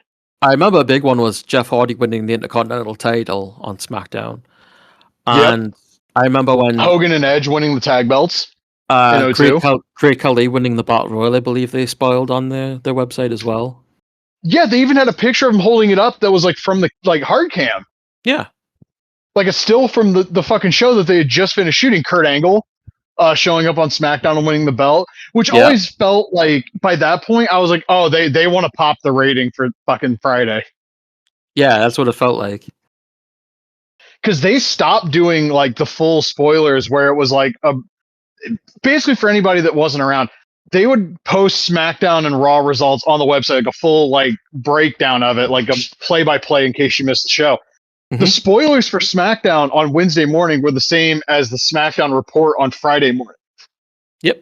They would just remove the word spoilers. They stopped that in '02, and I want to say it's around the time that it's like right after Hogan and Edge won the tag belts. Because Yeah, that's the last thing I remember. They probably did stuff earlier than that too, because it seems like they would very much do so in like 1999. It just seems like something that they would do around that time period. Yeah, and like I don't know, man. The people that like I remember seeing people saying like, oh, if the IWC was around in 2006, they would say Edge sucked. Newsflash: the IWC existed in 2006, and they all thought Edge sucked. Where do they think the And terminology IWC came from? I don't fucking know. The thing that drives me nuts are the people that don't think wrestling discourse existed on the internet until they discovered it themselves. Like I saw before I left Twitter in late 2024, somebody talking about like, oh, if the IWC was around in 2011 when Miz was champion, bitch, it was. It was around on this website. They were using that terminology in like I swear in like 2000, 2001. That's when I first heard like the IWC, and I always hate that. I think it sounds so stupid. But that term's been around forever. It's not like that didn't come up on Twitter. Yeah, that's not where that saying was like coined or whatever. Yeah. I just remembered that Video Game History Foundation website with the yeah, it's a great website. All the WWF like acclaim stuff. Yeah, that's got the multiple takes of that from Rage in the Cage as well. Just like the Richard Land Patreon has the hotline stuff. So here's like my super hot take that I've been thinking about for like a year and a half now. Say they don't do Mania the arcade game as a home console release, right? Mm-hmm. Do you think there would have been? Do you think if Acclaim said "fuck it, we're gonna get it on this like this pre-rendered 3D bullshit"? Do you think if they would have done like a sequel to Raw in that style, it would have been well received, just based on the graphics alone? That's a tough question. Because there's a part of me that feels like they had to have looked at that stuff like when Raw was done, right? Before Mania dropped in their life. I'm trying to picture like the graphics along with like the engine and like the grapples and stuff, and my mind is hurting. I don't know. Basically, I guess it depends on what changes would have been made to the gameplay, right? But there would have had to been like more moves added and stuff. I don't know. Like the way I envision it in my brain is it looks like if Jikyo Power Pro would have like imagine Jikyo Power Pro but like an actual PlayStation 1 game. Like that kind of camera perspective and stuff. Like it basically just imagine like Raw if everything was like that rough early like pre-rendered 3D and then the character models were like that kind of style. I've always thought if they just did the digitized stuff and went with that gameplay, it might have been better received. But I also feel like once Mania the arcade game came out, until they did a full 3D wrestling game, they weren't going to be able to get away from that, because anything that follows up Mania the arcade game, just knowing how mid '90s video game magazine reviews were, they would shit on it for not looking like Mania the arcade game, because this had digitized images or whatever the fuck. Yeah, there would definitely been like some following forward due to the digitalized graphics. Yeah. I don't know. It's like an alternate dimension that I can't get into my head. It's a funny thing to think about, but it would have been interesting. I mean, I'd like to see somebody do that now. You know? A fan project that even just mocks up what that might have looked like would have me clapping like a seal. Yeah, yeah, it'd be very interesting to see. Because like there's stuff that they left out of Raw, like the idle stances for people. Like, what the fuck? Why did we not get that? That would have been so cool. Because everybody's in basically the same fucking like hands out pose. You could have had like Yoko could have had his own like wider stance, so he didn't look like such a skinny like sprite. Diesel could have had basically like the power stance from Fire Pro. Undertaker could have had his own shit. You know what? If I discover time travel, I'm going back to the mid '90s to the Acclaim office and just going, you know that shit they're doing with Donkey Kong Country? Get those computers. Fuck what Midway's doing in the arcade. We need a WWF game next year that looks like Donkey Kong Country. Go. You know what you end up with instead? What? Ring Rage. Well, Ugh. I just like imagine something that looks like Raw, but it's got like the blocky, like early polygonal shit going on. It would look so fucking weird. But that would have reviewed really well at the time. Now that I think about it, though, because it would have been like, oh, it's the ACM pre-rendered graphics. Yeah, you're probably right. God, if I knew anything about modeling and shit, I would have something up on Instagram by the end of the day. Could you imagine if they used like the digitalized graphics like earlier? Because oh yeah, if they like when Mortal Kombat made a bunch of money for Acclaim, if they would have just said fuck it and did that for Raw. Yeah, well, like like T2 and like Revolution X, because they were doing stuff like that, and they did that for the WWF games at that time. God, it would have been. Imagine what it would have looked like if they would have done that on like the Sega CD too, with like the bigger, more detailed sprites. Ah, Yeah, Lord. Imagine like Sid Justice and it just seemed like pointing at the player and shit with it, like an actual Sid Justice model in the game. that just as like an arcade attract mode or something. Dude, imagine Technos making a game with like the fucking digitized sprites. That'd have been so strange. God damn, that would have been great. But yeah, my thing is I need to figure out like 3D modeling. I need to get a better computer so I can. It's just like the idea of mocking up like this is what like a sequel to WWF Raw would have looked like if they would have had the ACM computers. Like it probably would have run like shit if you had a Royal Rumble match going, probably. Just because like your Super Nintendo would have been in the fucking sharpshooter. But like, just imagine how cool that would have been in '95. Like we get world champion Diesel in the game instead of like he's still kind of Sean's buddy Diesel. Yeah, that'd have been and cool. Like we could have got a cooler attire on Brett instead of him being in the same attire from Royal Rumble. We could have got a better looking Undertaker than we got. We could have got like a fucking British Bulldog probably would have been in that game. So we could have had like a weird running power slam animation because that's all we ever got in old games. I mean, Sean would have had the super kick.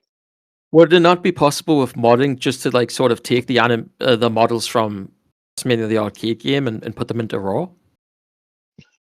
I think that involves like a way more like I don't know how easy it is to swap sprites in like a Super NES game. Yeah. My thing though is there's not enough move animations in Mania the arcade game to make that really work. Yeah, true. But like I'm just sitting here thinking about like if they were able to do like a 20 character roster, because by that point people were getting more out of the Super Nintendo cartridges and they were really pushing the system. Like I could right now fantasy book you a 20 character roster for a 95 era WWF game that I would have sat on this exact podcast like 2 years ago when we talked about all those games, and I would have sold you the bill of goods. It was the greatest wrestling game ever made. Because like you could have had like appropriately fat Yoko, you could have had fucking like an updated King of Hearts Owen. Because like Yeah. again with these like pre-rendered 3D models, you could actually have like some attire detail. Like I always hated that Sean was in like straight red in Raw. I always thought that Right. looked like shit. Yeah, it looked weird. Yoko could have been in like his proper attire colors for the first time. Well, no, actually, he's in his proper attire colors in Raw for the Game Gear. But I mean on like an actual console, not a handheld. Mm. It's just like all of the like depending on when in '95 you go into or '94 you would go into development. Somebody could have snuck in Hakushi. That'd be cool. Yeah, I am really fucking sad this didn't happen. And I if I ever learned how to code, which I've been kicking the tires of learning that for years, I don't know if a fan project would get shut down like that, but like I'd give it a shot just because like the thought of that existing is so cool. Like a 16-bit like pre-rendered WWF game. I'd also knowing me, I would stop halfway through and just do the what if WCW had this game instead. Imagine like pre-rendered Sting and Vader and fucking the what was his name, the Butcher. What if you went like into 96 and 97, like Mortis and Wrath, and like you really would have had a Mortal Kombat. Yeah, I'm gonna look into this. Like even if I mean if anybody listening to this knows how to open fucking ZBrush and pull this shit off. But it's like even just like the mock-ups, I would like if somebody mocked up like the characters standing in the ring, my brain would just be like, look at this. Yeah, like people have done with like WrestleFest and stuff. Yeah. I understand like WrestleFest is just you go in and you do like pixel art, but like somebody going the full way to be like, here's what WWF 95 would have looked like conceptually. You know what? It could have just been called In Your House. Yeah. I mean, that was a big thing at the time, so would have worked. Like, I always like the 16-bit games better than In Your House anyway. Yeah, In Your House wasn't a great game by any means. You push the time frame a little bit further into 96, you could include Vader and Warrior. Like I'm fantasy booking some bullshit right now in my brain, but like yeah, like all the stuff in that design doc, like the double team moves and shit. I wish they took another swing with like the pre-rendered 3D graphics in 95, because even though the Fed's popularity was in the shitter, I 1000% believe you could have dropped that and Mania the arcade game and they both would have sold. Yeah. Because even with the popularity waning, those WWF games still sold really well. Yeah, they could have definitely done another one. It's a shame that they didn't. Yeah. If anybody's listening to this that is even kind of good at mimicking retro graphics, if you want to just throw like Owen Hart and 95 Diesel in a ring, make it kind of look like if we got like a Rare, that would have been the perfect development team too. Because Rare had the experience working with the WWF. If anybody can mock up Owen Hart and Diesel in a ring and make it look like something Rare would have made in 1995, I will love you forever. One of these days, I'm going to commission somebody to make that, and it's going to be like that's going to be the one thing hanging up at like my funeral, just a blown up screenshot of that. Do it. I'll play it. Yeah. I mean, I'm just talking like having somebody like commission somebody to just make like mock up screenshots. If I could get that shit playable, oh my god, it'd be the only wrestling game I ever played again. Honestly, like 95 WWF sucks, but they have enough people that I could fantasy book that roster right now to where if they all had even like raw level move sets, but they all had finishers and shit, I would just play the game forever.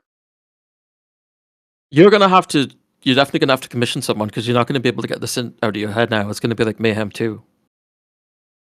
This is an even bigger one for me than Mayhem 2, I'm pretty sure. I just sat here fantasy booking like the entire design document for that game. You're gonna have to do something about it. Yeah, I gotta I don't even know how you would go about commissioning somebody. Uh, If anyone listening to the podcast could reach out to Liger Busa and be like, "Here's the deal," he'll pass that along to me, and then we could maybe get somewhere with I this. would, yeah. But yeah, like I just have like a couple of different ideas of like things that would look cool, and if I ended up being able to do it myself and make the stuff look like even remotely presentable, that would be cool. But the laptop I'm currently staring at could not run anything that I would need We should to do an episode. use. I suggested this a long time ago where we just like fantasy wrestling games, like what would we would want for different wrestling games. I think that would be a neat idea. Oh, dude, do you want me to can we just do that next week? Can I fantasy Yeah. book WWF in your house for the Super Nintendo, the Genesis, the 32X, and the PlayStation? Let's do And it. the I'll put Saturn? some ideas down. Yeah. All right, yeah, no, I'll fucking. I mean, I work all 5 weekdays this week, but like, I'll rough out a roster and shit. It would be really cool if I could get Photoshop to load on this computer and I could mock up a cover for it. Yeah. But I don't. I'm afraid to load up Photoshop on this computer because this thing barely runs Google Chrome at this point, and I would need that to get the renders and stuff to make a cover. But yeah, so next time you're gonna listen to me repeat everything I just said. LB's gonna throw some ideas in. I'm gonna once again plead to somebody to mock up screenshots of what this bullshit would have looked like. I would offer financial compensation, although not a lot because I work retail and it's kind of my hours got cut because it's January. But like, I would throw some money in for somebody to mock up a couple of screenshots or whatever. It's you know, that'd be fun. But yeah, we're gonna talk about the hypothetical late '95 WWF game if it wasn't WrestleMania the arcade game next week. And that's going to be a big old fucking hoot. But until then, take care, don't be an asshole, and we will see you all on the other side.